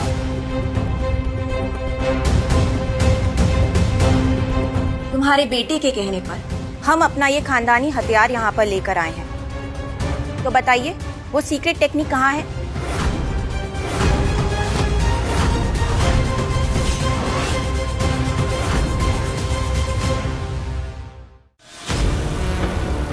आशु, ये कोई मजाक नहीं है। तुम्हें इसके बारे में किसने बताया? मेरे अंदर की आवाज ने बताया पापा। अंदर की?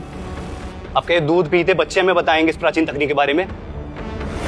ये दोनों सिर्फ हमारा समय बर्बाद कर रहे हैं सर, और कुछ नहीं। हम दोनों अभी क्या करने वाले हैं ये सबके सामने आ जाएगा।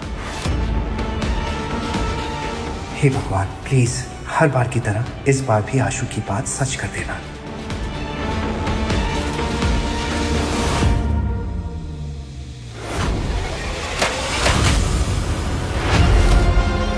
ये क्या किया तुमने? मैं तुम्हें जिंदा नहीं छोड़ूंगा।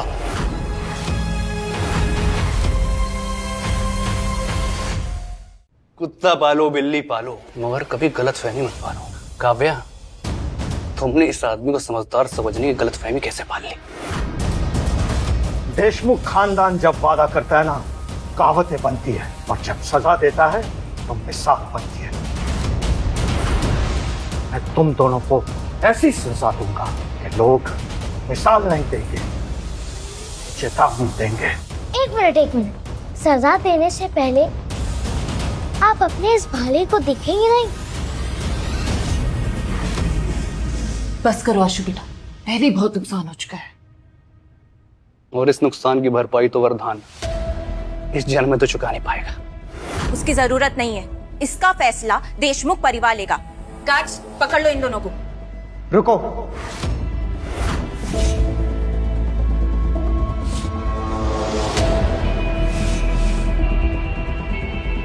लीजिए सेठ जी।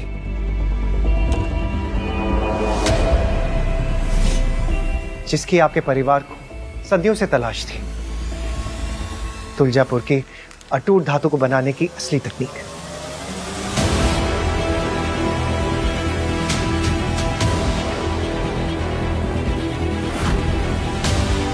ये तो सचमुच हमारे पूर्वजों की तकनीक है।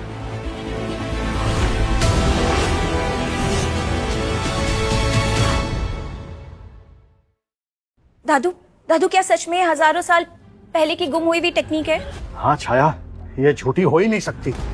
हम इस तकनीक को दुनिया भर में ढूंढते रहे, बस एक जगह भूल गए, हमारा ये पुश्तैनी भाला। अब इस टेक्निक से देशमुख परिवार का सॉलिड कमबैक होगा, या तो तलवार की धार से या तो जुबान की वार से। ये सब कैसे हो सकता है? पिछली जिंदगी में मिस्टर देशमुख ने अपनी सारी उम्र अपनी दौलत गंवा दी थी सिर्फ तुलजापुर की खोई हुई प्राचीन तकनीक को ढूंढने में। आज तुमने देशमुख पे बहुत बड़ा उपकार किया है। नहीं सेठ जी, हमने तो बस आपकी अमानत आपको वापस लौटाई है।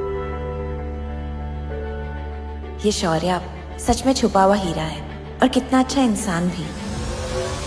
ये सब जरूर इसकी कोई चाल है। मैं नहीं मानता कि एक राह चलते लफंगे ने इतने प्राचीन खजाने का पता ढूंढ निकाला। ये भाला नकली है, इसने चेंज किया इसको। क्या?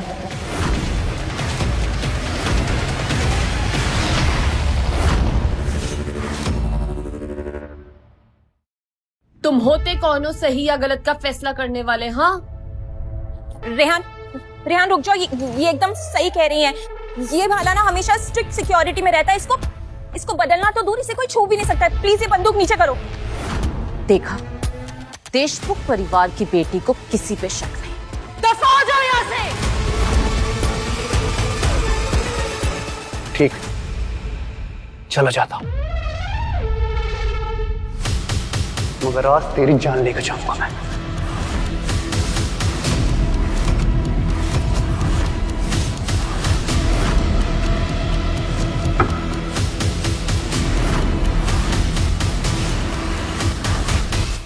ठीक, आज तो बच गया शौर्य।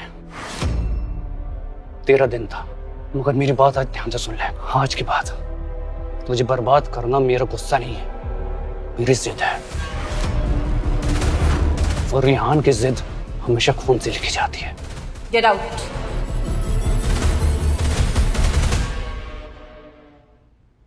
आप ठीक था? फाइन। काव्या, तुम्हारे पति और बेटा हमें पसंद आए। खूब सोची समझी चॉइस है तुम्हारी। आप मेरी तारीफ कर रहे हैं या इनकी? सच कहूं, अगर तुमने इनसे शादी नहीं की होती तो मैं अपनी पोती कि शादी इनसे करवा देता। सेठ जी, आप मुझे शर्मिंदा कर रहे हैं। तारीफ की आदत डाल लो शौर्य। कुछ ही दिनों में काव्या के दादाजी का 70वां बर्थडे है और हम वहां जरूर आएंगे बधाई देने। जी जरूर। पर एक बात तो मैं समझ गई, चाहे मेरे पति को पसंद हो या ना हो, तारीफ के काबिल तो है।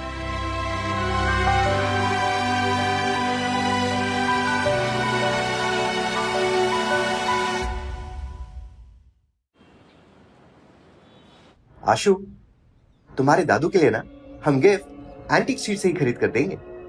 यहाँ ढूंढे तो खजाना भी मिल जाए। मैंने इस पे बहुत रिसर्च की है। मुझे तो ये समझ में नहीं आता है कि मैं तुम्हारा बाप हूँ कि तुम मेरे बाप हो। बेटा ही हूँ पापा, वो बेटा जो अपनी गलतियों को सुधारने के लिए वापस आया था। काश आपको पता होता कि यही वो स्ट्रीट है जहाँ से आपके बेटे ने एंटीक किक बनने का सफर शुरू किया था।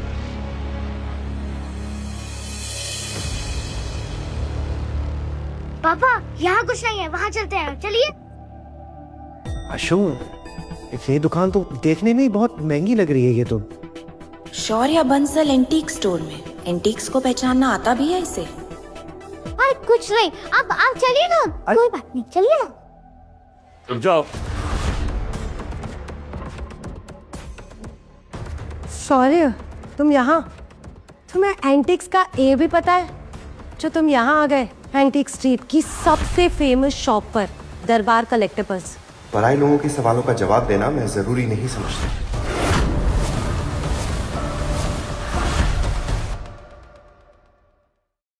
अब पराया बना ही दिया है तो तुम्हारा तमाशा बनाने में भी ना मुझे कोई अफसोस नहीं होगा। किस बात का तमाशा बनाओगी तुम तृप्ति? ये बाजार तो सबके लिए खुला है, यहाँ तो कोई भी आके एंटीक्स खरीद सकता है। शौर्य, मैं तुम्हें बहुत अच्छे से जानता हूँ, तुम्हारी अकल भी और तुम्हारी औकात भी, और दोनों ही एंटिक्स के तो बिल्कुल लायक नहीं। और तुम्हें पता, तुम अपने हद से बाहर जा रहे हो। क्या ये औरत शौर्य की पहली बीवी है? ये पता है कि बात की मॉम के नाम पे थप्पा, जब अकल ठिकाने नहीं थी तो तुम्हें चुना, और अब मेरे पापा समझदार हो गए हैं तो तुम्हें छोड़कर मम्मी नंबर 2 को चुना, जो वर्ल्ड की बेस्ट मम्मी है। तेरी तो आशु, चलो ऐसे आ जाओ।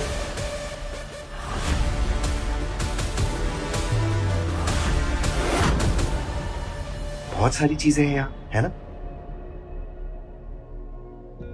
ये नहीं। है? आ जाओ, इधर देखते। हेलो जी, आप कोई खास चीज ढूंढ रहे हैं? नहीं, बस ऐसे ही देख रहे हैं। फिर आप तो शायद गलत जगह पर आ गए हैं। आपके पास एईए कार्ड है? AEA card? Antique experts association card. अगर आपके पास ये कार्ड है ना तो आप इस दुकान से कुछ भी खरीद सकते हैं। अरे मैं तो एईए कार्ड के बारे में बिल्कुल ही भूल गया। अरे ब्रिजेश, जिसके पास डेबिट कार्ड रखने की औकात नहीं है वो ये कार्ड क्या रखेगा? ये देख, AEA प्रीमियम कार्ड, ये सिर्फ स्पेशलिस्ट को मिलता है। बड़ी बड़ी कंपनीज अपने पसंदीदा लोगों को ये कार्ड्स चुन के खुद जैसे रद्दी उठाने वाला ये कार्ड छूने के लायक भी नहीं है, समझा?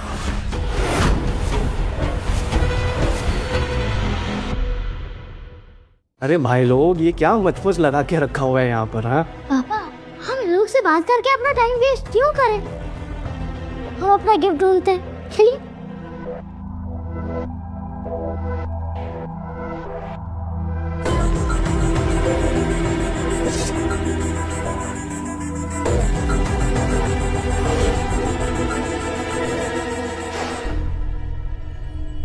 आशु, मुझे तो समझ में ही नहीं आ रहा है, क्या ले? समझ के बाहर है ना?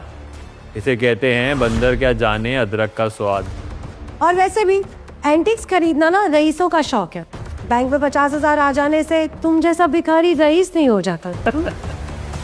पापा, हमें यही तो चाहिए था। आशु, ये तो बहुत ही सिंपल पीतल की चायदानी है, उन्हें पसंद आएगी। हाँ, दादू को चाय पीना बहुत पसंद है, उन्हें ये चायदानी अच्छी लगेगी। तुम्हें कैसे पता? आया था। तो चलो ठीक है, दादू की पसंद का ही गिफ्ट चुनेंगे। ये तो एकदम नकली चायदानी लग रही है और दादू को नकली चीजों से सख्त नफरत है। वाह शौर्य, तूने चुना भी तो क्या, एक कटोरा। और बस इसमें ना आप थोड़े से और चिल्लर डलने की बाकी है।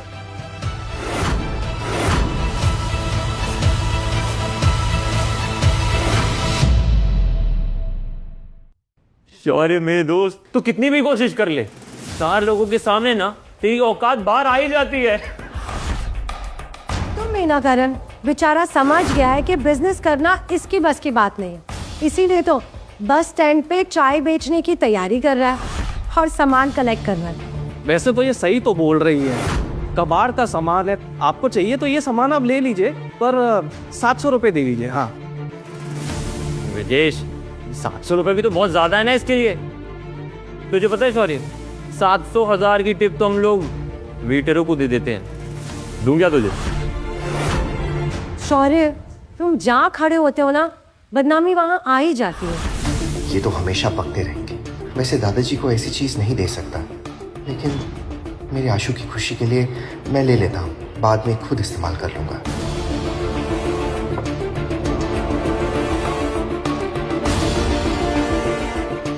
ये लीजिए 700 रुपये।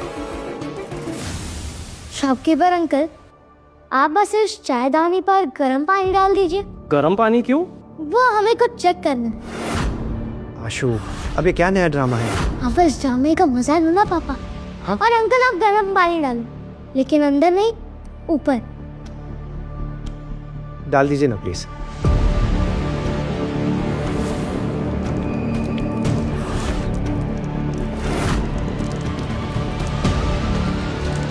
अब देखना टूटेगा। देखा, अब कचरे की किस्मत में कचरा ही है।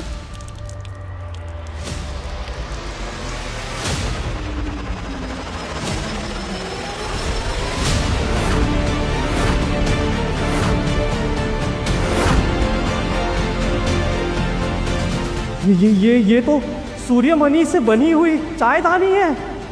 मैंने ना पुरानी किताबों में पढ़ा था, ये तो द्वापर युग कारीगरों की बनाई हुई अमीर निशानी है।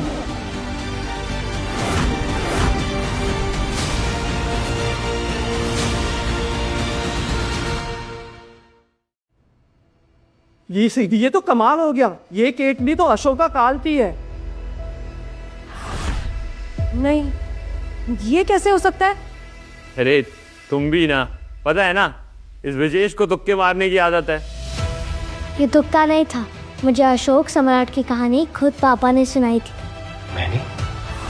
और ये शाही चायदानी अशोक सम्राट से मुगलों तक चुराई जा चुकी है। और आपको देखकर दुख हो रहा है अंकल कि आज ये चायदानी हमारे हाथ में। आशु, मैंने ये कहानी तुम्हें कब सुनाई? इतना तो मुझे भी नहीं पता था। एंटीक सी परख कोई आप ही से सीखे शौर्य भाई। शौर्य ना सिर्फ इंटेलिजेंट बल्कि काबिल और हम्बल भी है। ये करोड़ों की चीज आपको 700 रुपए में ही मिल गई। रुको, ये चायदानी ये नहीं ले जा सकता क्योंकि इसके पास AEA कार्ड नहीं है।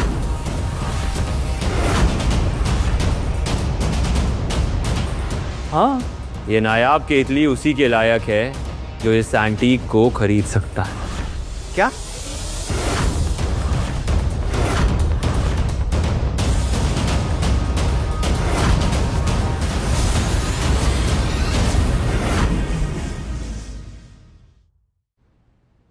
मेरे बेटे की ढूंढी हुई केतली तुम हमसे नहीं छीन सकते करण। तेरी बीवी भी तो छीनी थी तुझसे, तब तो नहीं इतना फुदका तू। और वैसे भी जो बिना कार्ड के इस मार्केट में आने की जुर्रत करता है ना, उसके साथ यही सुलूक होना चाहिए। अगर ये बात है तो एक बात आज मैं भी ठान लेता हूं, ये केतली ना मैं अपने साथ लेकर ही जाऊंगा। अरे पर बिना कार्ड के मैं ये केतली कैसे दे सकता हूँ? सुना ना शौर्य, अब ना अमीर होने के ख्वाब अपने दिल से ना पूरी तरीके से निकाल, समझे? और सुन, अपने 700 रुपए ले और यहाँ से निकल, क्योंकि ये एंटी खरीदने की औकात तेरी तो नहीं।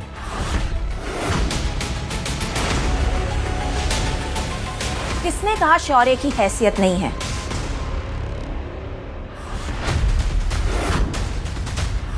किसने कहा कि मिस्टर शौर्य की हैसियत नहीं है?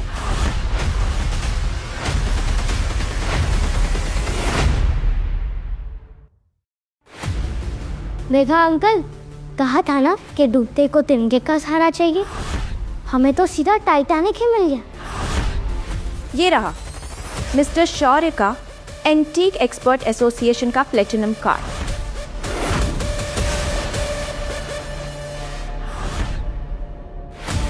शौर्य का कार्ड, वो भी एलीट कार्ड। ये कब बन गया? तुम्हारे बेकार से सवाल का जवाब देना मैं जरूरी नहीं समझती। Antique expert association, elite members होंगे। मिस्टर शौर्य को एंटीक एक्सपर्ट कहना तुम्हारी औकात के बाहर है, और उन्हें नकली कहना तुम्हारी हिम्मत के बाहर। ऐसे इस दुनिया में सिर्फ 10 एलीट मेंबर्स हैं। ये कार्ड नकली है, मैं नहीं मानता। एक सेकेंड, तुम क्या कहना चाहते हो? मैं फ्रॉड करने आई हूँ यहाँ पे? यस। जानते भी हो, देशमुख परिवार के ऊपर उंगली उठने से पहले उंगली टूट जाया करती है।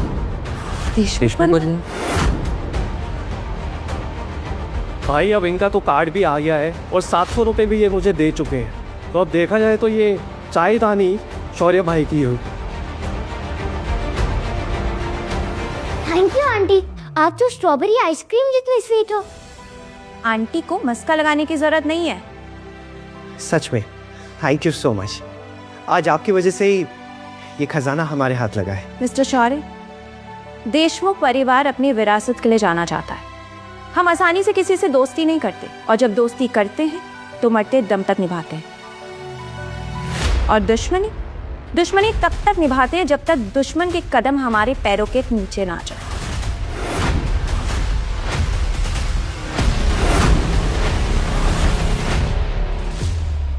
अरे मैडम जी, इन्होंने तो ऐसी एक नायाब चीज ढूंढ निकाली है।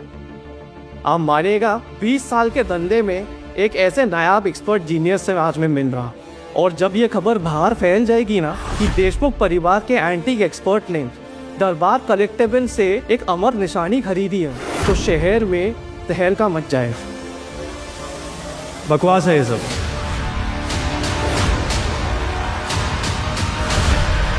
किसने कहा देशमुख परिवार के पास सबसे बेहतरीन एंटीक एक्सपर्ट्स हैं?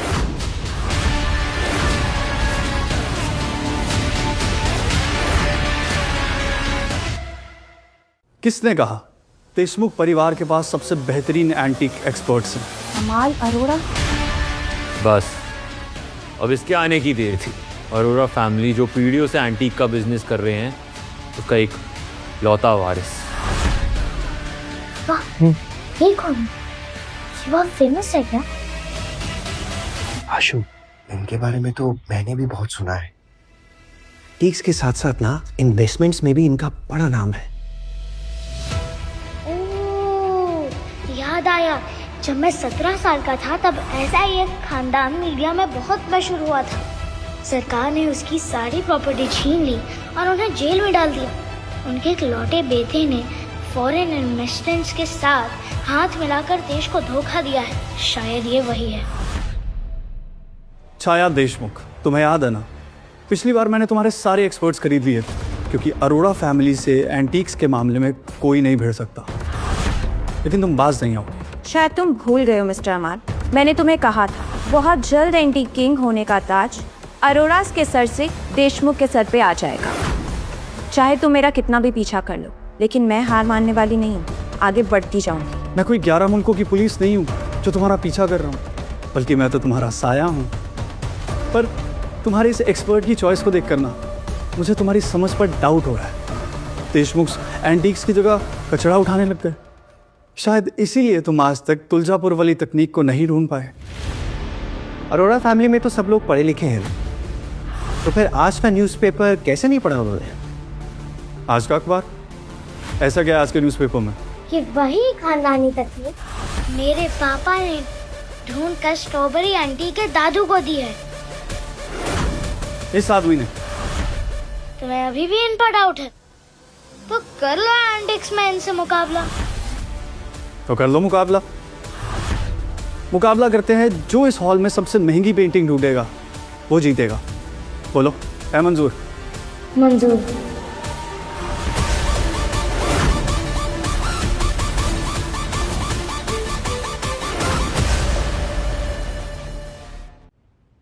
आशु, तुम ये क्या नई मुसीबत में डाल रहे हो? तुम्हें तो पता ही है मुझे पेंटिंग का भाव ही नहीं आता है। आप बस उस पाव के पर से उड़ने की सोचो, सब चंगा। मुझसे मुकाबला करना आसान नहीं है बच्चे। अगर तेरा बाप हारा तो उसकी लाश किसी गटर में तैर रही होगी। देखो भाई, मुझे नहीं करना कोई मुकाबला। करना है। मेरे पापा तो अच्छे होके खटिया खड़ी कर चुके हैं, तो आप कौन सी खेत की मूली हो उनके? और अगर ना हारे तो उसी गटर में लेट के स्विमिंग मत करने लग जा। अरे आशु, मरवाओगे तुम। क्यों बिन माँ के बच्चे के सर से अब बाप का साया भी छीनना चाहते हो? देखो, अभी भी वक्त है, पतली गली से निकल जाओ। और अब भी नहीं निकले ना तो एम्बुलेंस में निकलोगे सीधा हॉस्पिटल। तुम देशमुख परिवार के एक्सपर्ट हो ना, मैं अरोड़ा परिवार का। तो चलो आज दोनों परिवारों की इज्जत को दांव पर लगाते हैं। जो हारा उसे पूरा स्टोर खरीद कर जीतने वाले को देना होगा। स्टोर? जो पूरे शहर को खरीदने की हैसियत रखते हैं वो इस 20 बाय 20 के स्टोर को खरीद तो आराम से सकता है। हमें ये शर्त मंजूर है। लेकिन छाया जी, अगर मैं शर्त हार गया तो? शर्त हारना कोई बड़ी बात नहीं है, लेकिन शर्त को ठुकरा कर मैं अपने परिवार की इज्जत नहीं हरा सकती। पापा, स्ट्रॉबेरी आंटी और मुझे आप पर पूरा भरोसा है। देखना, आप ही जीतोगे। हम तैयार हैं। ठीक है, जैसे मैंने पहले कहा, वही मुकाबला है। जो सबसे महंगी पेंटिंग ढूंढेगा वो जीतेगा। सिंपल। काबिलियत भी इसकी, इलाका भी इसका, पर जीत हमारी होगी।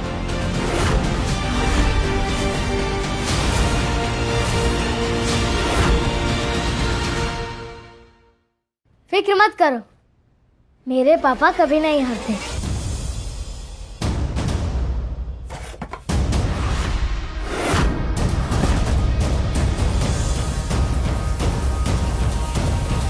ये होती है मास्टर कॉम्पोजिशन। ब्रश स्ट्रोक्स क्या कमाल के हैं। ये मुगल काल की आर्ट है। ऐसी पेंटिंग मुगल काल के एक पेंटर गालिबुद्दीन बनाते थे। ये उन्हीं की पेंटिंग है। कमाल है। ये हमारे दरबार कलेक्टिबल्स की शान है। ये एक यूनिक आइटम है। कम से कम 10 करोड़ की कीमत तो होगी इसकी। जब ये यहाँ की सबसे कीमती एंटीक है तो मुकाबला तो खत्म हो गया। शौर्य, सुना, इट्स गेम ओवर। इतनी भी क्या जल्दी है? मेरे पापा ने तो अभी तक चुनना शुरू ही नहीं किया। शौर्य अब नहीं जीत पाएगा। बाकी पेंटिंग्स 20 लाख से कम की लगती हैं या नकली। शौर्य के पास अब जीतने का एक भी मौका नहीं। अरे अपने फादर को बोल, थकने की जरूरत नहीं है। गेम ओवर हो चुका है। That is the most expensive antique. कोई बात नहीं कर रहा। जब कश्ती डूबती है ना तो चूहे सबसे पहले दौड़ते हैं। अरे जैकपॉट! पापा, हम यही वाली पेंटिंग चुनेंगे।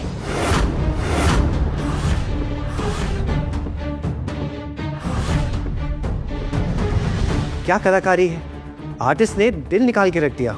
ये मेरे नजरों से कैसे छूट गई? लगता तो पूरा ओरिजिनल है। शायद पुरानी स्याही का इस्तेमाल हुआ है। ठीक है, ये सच में। एक मिनट पापा, ये लीजिए पापा, पानी पीजिए।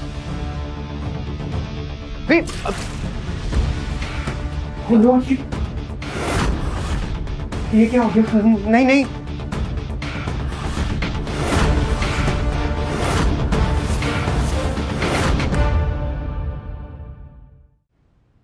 हे माता रानी, ओरिजिनल पेंटिंग तो करोड़ों का होता है और आपने ऐसे ही बर्बाद कर दिया। देखा आपने? सबने देखा ना, बेचारा ये ना आदत से मजबूर है। जब भी जिंदगी में कुछ अच्छा होता है ना, उस पे ऐसे ही ये पानी फेर देता है। कहा मैंने तुम्हें एंटीक्स का एक्सपर्ट समझ लिया था और तुम्हें तो नायाब चीजें संभालने तक नहीं आता। ओह नो, ये क्या कर दिया इसने? अब क्या होगा? सब खत्म हो गया। पापा रिलैक्स, हम ही जीतने वाले हैं। इतने बड़े नुकसान की भरपाई करना तुम्हारे पापा की बस की बात नहीं है आशु। तुम और अगर मैं ये दुकान भी बेच दूं ना तो भी मैं इसकी पूरी कीमत चुका नहीं पाऊंगा। छाया, कहीं तुमने ही तो इसे जानबूझकर पेंटिंग खराब करने के लिए नहीं कहा ताकि तुम कंपटीशन से बच सको? देशमुख परिवार ने हमेशा से अपनी पीठ पे खंजर खाए, कभी किसी की पीठ पे खंजर मारा नहीं है। ये काम मैं कभी भी नहीं कर सकती। तो फैसला हो चुका है, मैं जीत गया। और हार उन्हीं की होती है जो हारने के लिए पैदा होते हैं। तो फैसला हो गया, आज से दरबार कलेक्शंस अमाल अरोरा का होता है।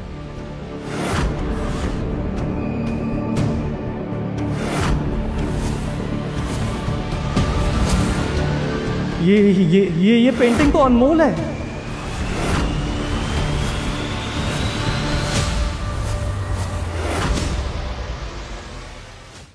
सस्ते ने से करते हो क्या? तुम बर्बाद हुई पेंटिंग को कैसे अनमोल कह सकते हो? लगता है बेचारे को उस पेंटिंग का सदमा लग गया है। मुझे तो लगता है ये ब्रिजेश बाप बेटी के साथ मिला हुआ है। कौन सी चाल है ये तेरी? गलती तो मेरी थी। ये है वाटर मार्बलिंग पेंटिंग। क्या वाटर मार्बलिंग पेंटिंग? क्या वाटर, क्या पानी, व्हाट मार्बल? तुम लोग की सोच उतनी ही छोटी है जितनी तुम्हारी नजर।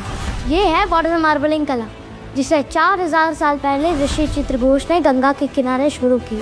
बिल्कुल, और ये एक पुरानी कला है जो बाहर से तो चारकोल पेंटिंग की तरह दिखती है और अंदर से 7 लेयर 7 रंग। इसके ऊपर अगर थोड़ा सा भी पानी गिरे ना तो ये इंद्रधनुष की तरह सामने आती है। तो ये ऋषि चित्रघोष के आखिरी वंशज की बनाई आखिरी पेंटिंग है। और उनका पता है, एक ही सपना था, कला और प्रकृति को अमर बनाए रखे। पापा देखा, मेरा और स्ट्रॉबेरी आंटी का भरोसा सही था। आजकल मेरे साथ क्या हो रहा है मुझे तो खुद समझ में नहीं आ रहा है। अब किस्मत अच्छी है तो अच्छी। किस्मत का सहारा तो बुज़दिल लिया करते हैं। हुनरमंद लोग अपने हुनर से खुद अपनी किस्मत लिखते हैं। कांग्रेचुलेशन शौर्य, आप ये मुकाबला जीतते हैं। हाँ, सच में? यस।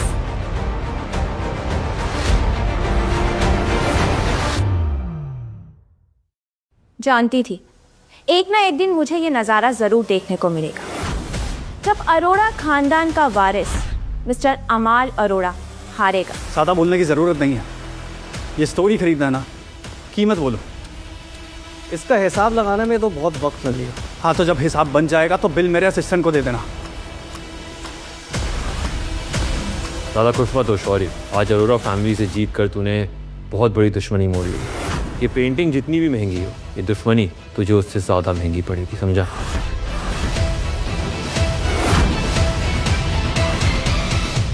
आगे चलकर मिस्टर शौर्य देशमुख परिवार के एंटीक बिजनेस का चेहरा बनने वाले हैं।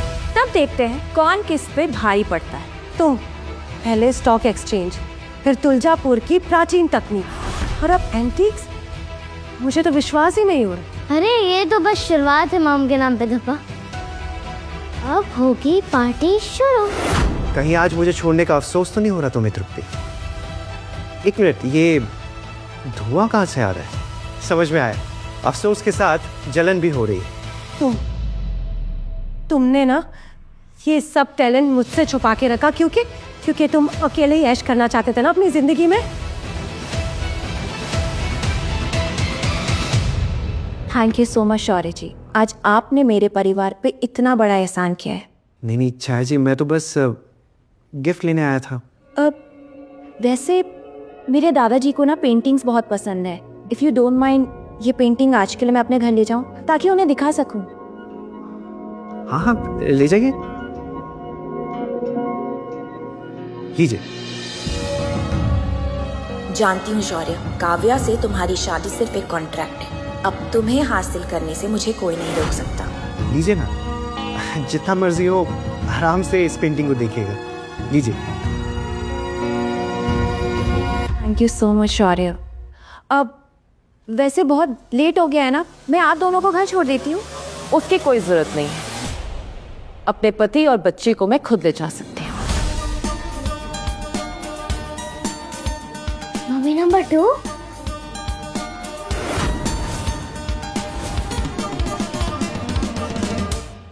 और छोटे पटाखे क्या आतिशबाजियां कर रखी है? हाँ, बस अपने पापा और मम्मी नंबर 2 का नाम रोशन किया है। आप यहाँ क्या कर रही हैं? मैं यहाँ अपने हस्बैंड को लेने आई ताकि मैं मुझसे कोई छीन ना ले। वैसे जिसका हाथ आपने पकड़ा हुआ है वो मेरे हस्बैंड है। इन्होंने आज मेरी इतनी हेल्प की ना, तो मैं तो सिर्फ उन्हें आज डिनर पे इनवाइट करना चाहती हूँ। No thank you. मेरे हस्बैंड घर का खाना खाते हैं, वो भी जो उनकी वाइफ उनके लिए बनाती है, isn't it? छाया जी, आप प्लीज चिंता मत कीजिए। हम लोग शाम को दादाजी की पार्टी में मिलते हैं। Yeah, see you there. Bye. Yeah.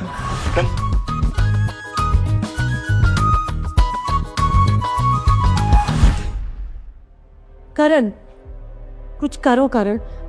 मैं नहीं चाहती कि वो 2 टके का आदमी हमसे जीत जाए।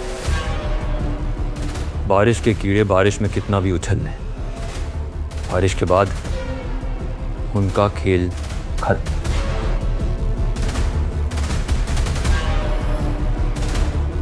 मिस्टर सिंघानिया, आपके बदले का वक्त शुरू।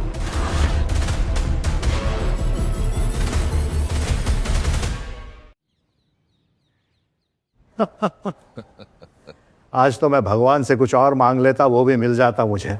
नसीब हमारे देश की शान लोधी साज अब हमारे घर आए। क्या करें जयराज जी, आपने आने के लिए मजबूर कर दिया।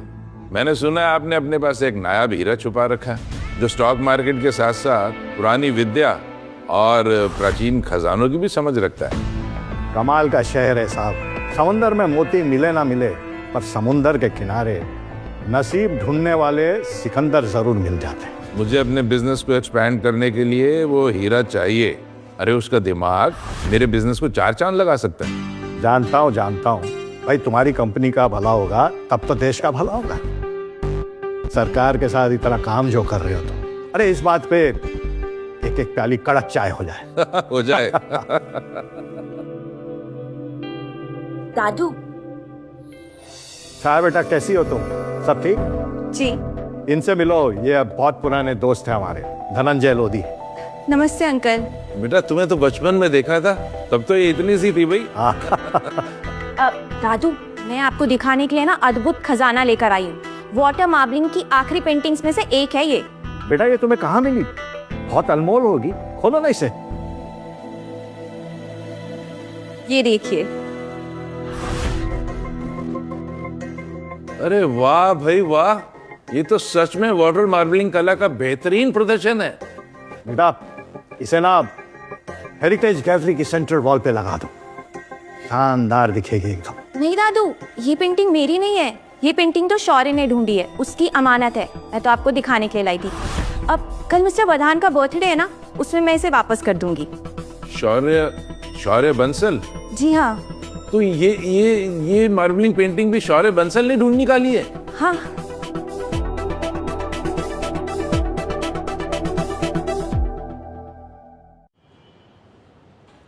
यहाँ आकर पार्टी में 4 चांद लगाने और मेरे जन्मदिन को खास बनाने के लिए आप सबका बहुत बहुत शुक्रिया।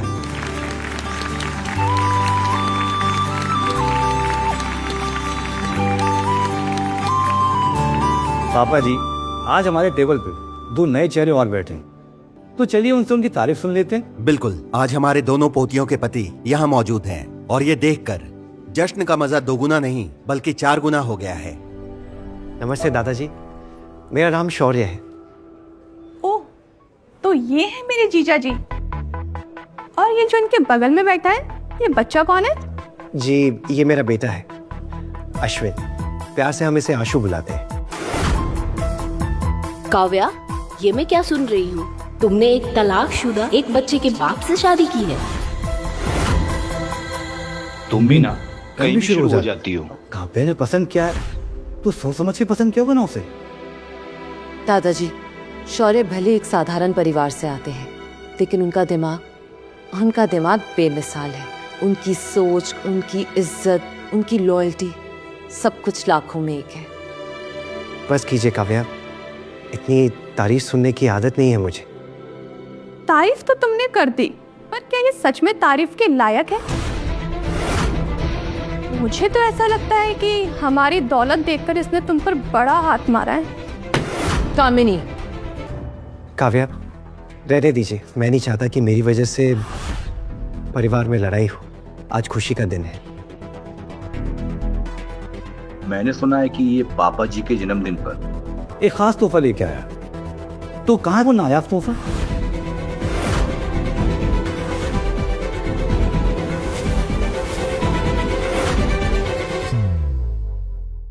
कहाँ है वो नायाब तोहफा?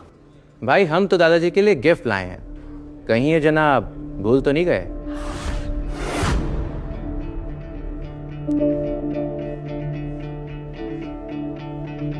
अरे वाह, ये गिफ्ट तो बहुत अच्छा है, पापा को बहुत पसंद आएगा।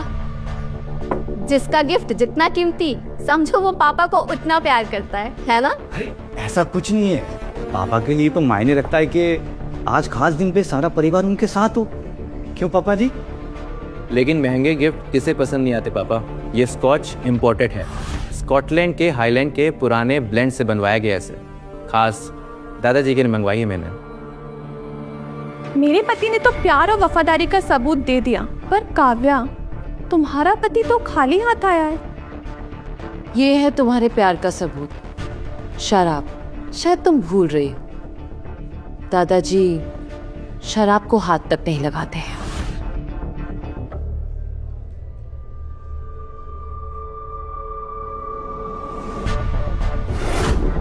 हाँ, तो हाथ लगाने की जरूरत क्या है?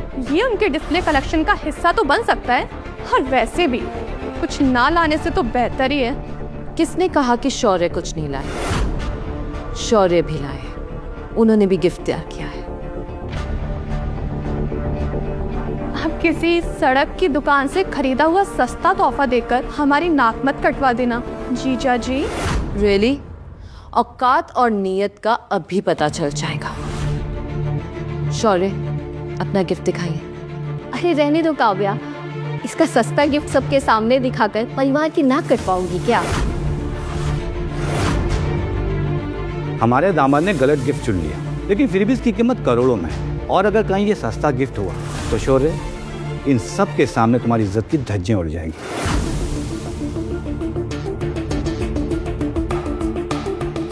दादाजी,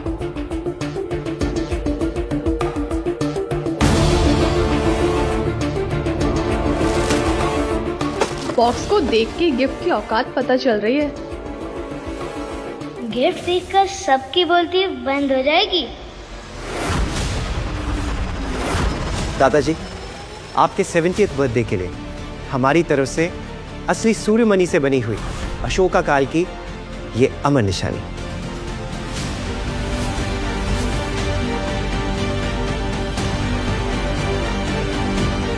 अशोका काल की अमर निशानी।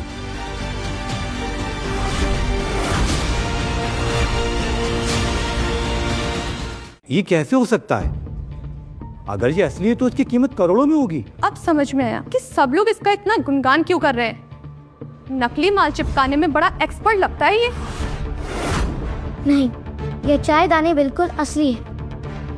मेरे पापा ने इसे खुद दरबार कलेक्टिबल से चुन के निकाला है। तो तुमने इसे चुना है बेटा? जी हाँ दादाजी, अब तो आप समझ ही गए होंगे कि मेरी पसंद आप ही की तरह नायाब है।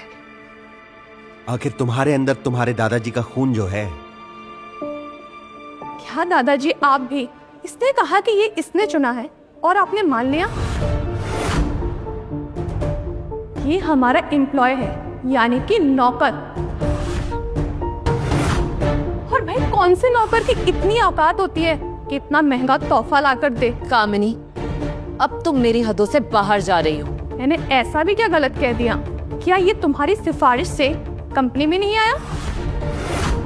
और वैसे भी अब ये मेरे पति जैसा तो है नहीं कि कम उम्र में देशमुख इंडस्ट्रीज में सीनियर प्रोडक्ट मैनेजर की कुर्सी ले लियो।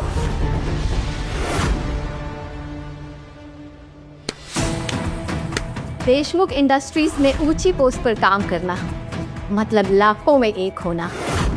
अगर मेरे पापा में बात नहीं होती तो क्या जयराज देशमुख उन्हें अपना खास दोस्त बनाते? जयराज देशमुख इस लफंगे का दोस्त?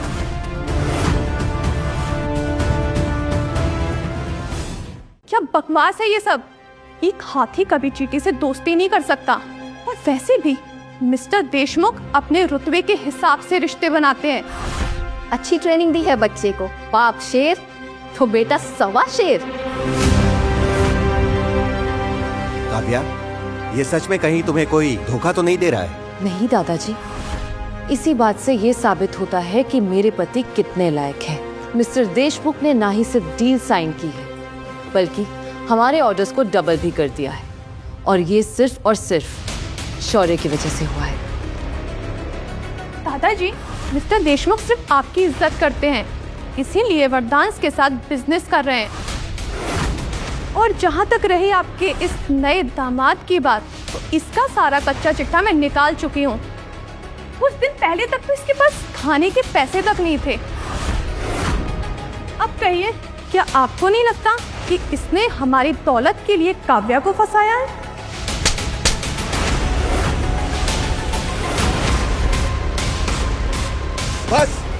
बस करो। क्या वरदान परिवार ने तुम दोनों को यही परवरिश दी है? दो बहनें सबके सामने एक दूसरे की दुश्मन बनी हुई हैं। तुम्हारी हिम्मत कैसे मुझ पर हाथ उठाने की? अगर तुमने मेरे पति के बारे में कुछ भी कहा तो तुम्हारा घमंड और दांत दोनों तोड़ दूंगी। युवान, अभी मिस्टर देशमुख को कॉल करो और उनसे पूछो कि क्या वो इस सड़क छाप को जानते हैं। अब भी यही दूध का दूध और पानी का पानी हो जाएगा। कॉल करने की जरूरत नहीं पड़ेगी।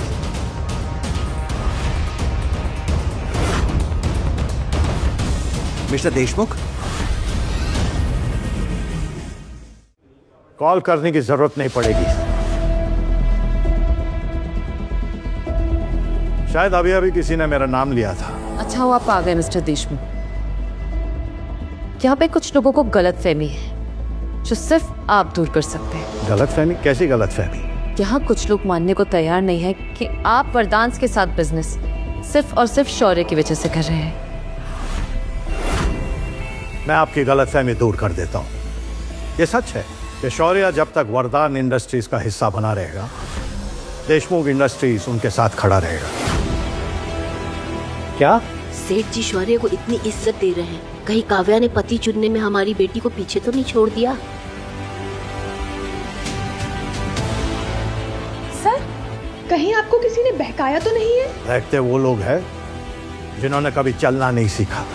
और सेठ जयराज सिर्फ जुबान नहीं चलाता, इंडियन बिजनेस मार्केट पे चलाता है। और रही जहां तक शौर्य की काबिलियत की बात, तुम जैसे बेअकल लोग ऐसा सवाल नहीं उठा सकते। मिस्टर जयराज देशमुख, प्लीज, आपका शौर्य के बारे में ऐसा सोचना हमारे लिए सौभाग्य की बात है। इसकी बात का बुरा मत मानिए। आइए ना, आराम से बैठकर पार्टी को एंजॉय करते हैं, प्लीज। मिस्टर वरदान अब वाकई बहुत सीधे इंसान है। शौर्य जैसा दामाद होना इंसान को घमंडी बना सकता है, लेकिन आप, ईर्ष्या हो रही है मुझे आपसे। हमारी कंपनी का कॉर्पोरेशन कितने दिन आगे चलेगा वो सिर्फ शौर्य पर निर्भर करता है। शौर्य, मुबारक हो, खूब मेहनत करो और तरक्की करो। मुझे तुम पर पूरा भरोसा है। Thank you. सुनकर बहुत अच्छा लगा। वरदान और देशमुख कंपनीज एक साथ मिलकर उम्मीद है बहुत अच्छी तरक्की करेंगी। पूरे देश में अपने कारोबार को आसमान की ऊंचाइयों तक पहुंचाएंगी। देश की तरक्की से याद आया, अरे मैं तो आपको इनसे मिलाना ही भूल गया। ये यहाँ क्या कर? जरूर कुछ बड़ा होने वाला है। इनसे मिलिए। जब जंगल के सारे जानवर एक छत के नीचे इकट्ठा हो जाएं, तो शेर को तो आना ही था ना शिकार करने।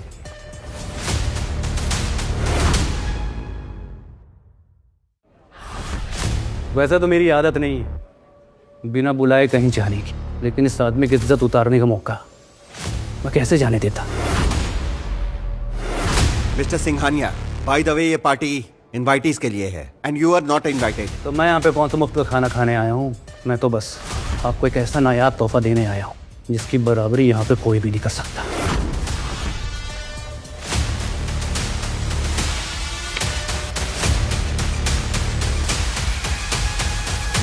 वर्धान ग्रुप और देशमुख इंडस्ट्रीज के शेयर्स और प्रॉपर्टीज के पेपर हैं।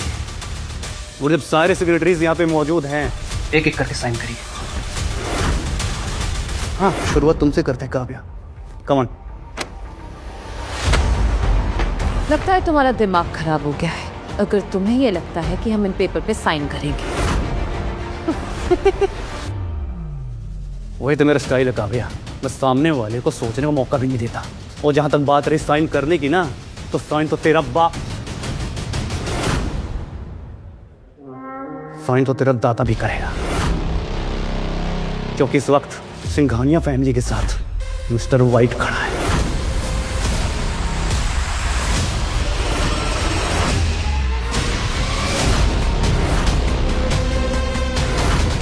ये तो ब्रिटिश केलन कंपनी का ओनर है और दुनिया का सबसे अग्रेसिव बिजनेसमैन। अपने दुश्मनों से पहले अपने दोस्तों का गला काटने वाला शैतान है ये। रिहान, आंखों में जो गलतफहमी की पट्टी बंधी है ना, उसे उतार फेंको। क्योंकि देशमुख परिवार ना तो किसी के आगे झुकाए और ना ही कभी झुकेगा। और तुम्हारे लिए बेहतर यही होगा कि जिस रास्ते से आए हो उसी रास्ते से चले जाओ। मुझे पता था तुम दोनों मुझ पे अपने पंजे मारोगे, इसीलिए यहाँ पे आने से पहले मैं अपने आदमियों को बोल कर आया हूँ कि इस जगह को पेट्रोल से नहला दें।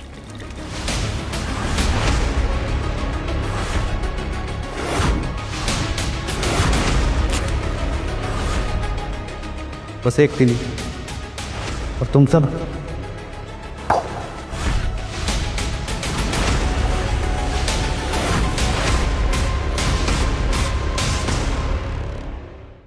बस मेरा काम हो जाए, फिर तुम सब यहीं पे जलकर खाक हो जाओगे। रेहान, शायद तुमने बिजनेस मुझसे ज्यादा ही किया है, पर अपने परिवार की रक्षा कैसे करनी है ये मैं बखूबी जानता हूं। अब मैं भी देखता हूं कि मेरे होते हुए हमारे परिवार का तुम क्या बिगाड़ लेते हो। पापा, जान से बढ़कर कुछ नहीं होता है, प्लीज साइन कर दीजिए, नहीं तो यहाँ हम सब की चिता जल जाएगी। नहीं, मिस्टर वर्धान का गला कट सकता है पर सर कभी नहीं झुकेगा। अब तुम्हें कुछ करना होगा। रेहान, तुम विदेशी शक्तियों के साथ मिलकर वर्धान और देशमुख जैसे इंडियन ब्रांड्स को जबरदस्ती खरीदना चाहते हो। ये धंधा नहीं है, देशद्रोह है। कल मैंने तेरी बेइज्जती सह ली थी, लेकिन आज अगर तूने एक शब्द भी गलत निकाला ना, तो इसका नतीजा तेरी पूरी फैमिली झेलेगी, समझा? मेरे पापा सही कह रहे, देशद्रोही हो तुम। और तुम्हें क्या लगता है रेहान, तुम्हें बचाने के मिस्टर वाइट आएगा? तुम्हारी करतूतों का जो सच है ना एक दिन पूरे देश के सामने आएगा। लगता है आज बहुत दिनों बाद यहाँ खून बहाने का मौका मिलेगा। शौर्या, तुम्हारे जज्बे का ख्याल तुम्हें पहले से ही था। यकीन मानो तुमने मुझे बिल्कुल निराश नहीं किया। तुम्हें जज्बा भी है और जीनियस भी। मेरे मामले में फिर से दखल देने वाला यह है कौन? मैं कौन हूं अभी पता चल जाएगा। जंगल में गीदड़ों की तादाद बढ़ गई है भाई। चलो शिकार शुरू करो।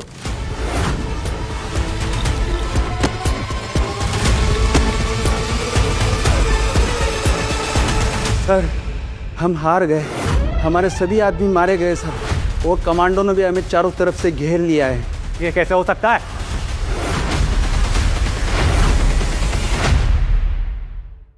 रेहान सिंघानिया, तुम्हें क्या लगता है विदेशी ताकतों के साथ मिलकर तुम कानून को तोड़ लोगे?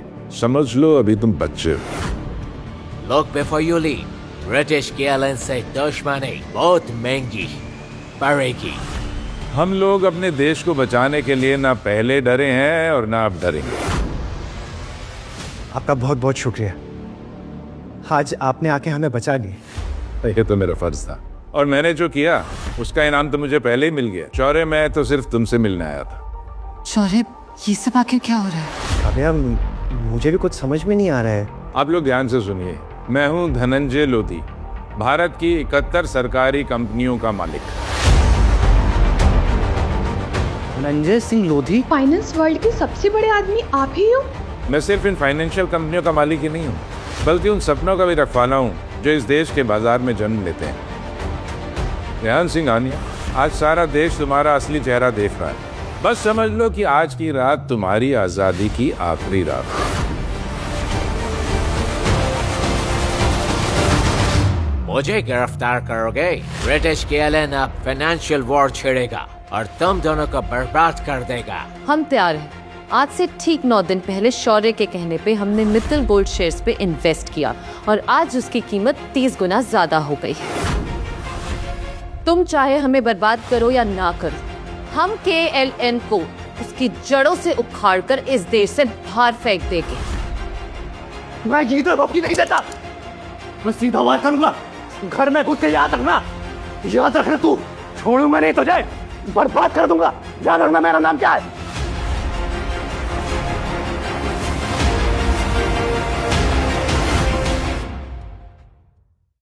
सर्कस खत्म फ्रेंड्स। खुशी में थोड़ी सी खलिश आ गई थी। एक छोटा सा हादसा समझ के भूल जाओ। चलिए जश्न जारी रखिए। मिस्टर लोधी, आपसे हुई ये मुलाकात मैं कभी भूलूंगा नहीं। ये तो मेरा फर्ज था। भाई शौर्य, तुम्हारी काबिलियत के किस्से तो बहुत सुने। मैं तुम्हें लोधी एम्पायर की सारी सरकारी कंपनियों के सीनियर एडवाइजर की पोस्ट ऑफर करता हूँ। वाह, लोधी एम्पायर का सीनियर एडवाइजर। मुझे पता था ये आदमी बहुत दूर तक जाएगा। मुबारक हो शौर्य। लोधी साहब, मैं अपनी तरफ से पूरी कोशिश करूंगा। मैं बिजनेस में डील नहीं, देश का फ्यूचर देखूंगा।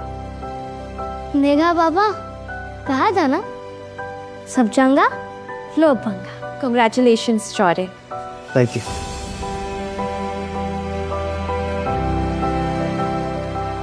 मैं तुमसे वादा करता हूं, भले ही आज से मैं लोधी एम्पायर के साथ हूं, लेकिन वर्धांस उनका साथ कभी भी नहीं छोड़ूंगा। हम इसे साथ में मिलकर आगे बढ़ाएंगे। मुझे तुम पे पूरा भरोसा है। पापा, फाइनली हम असली खुशियों की तरफ बढ़ रहे हैं। दोस्तों, आज मेरा सिर्फ जन्मदिन ही नहीं, बल्कि देशमुख और वर्धान फैमिली के अटूट संबंधों की शुरुआत का शुभ दिन है। वैसे तो मैं पीता नहीं हूं, लेकिन आज इस जूस को जाम समझकर एक जाम नई दोस्तियों के नाम। चीयर्स। Cheers!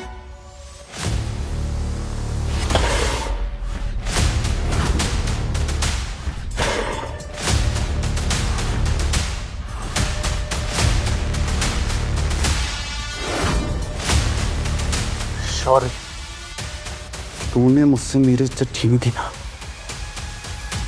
अब देख मैं तुझसे तेरा बेटा छीनूंगा।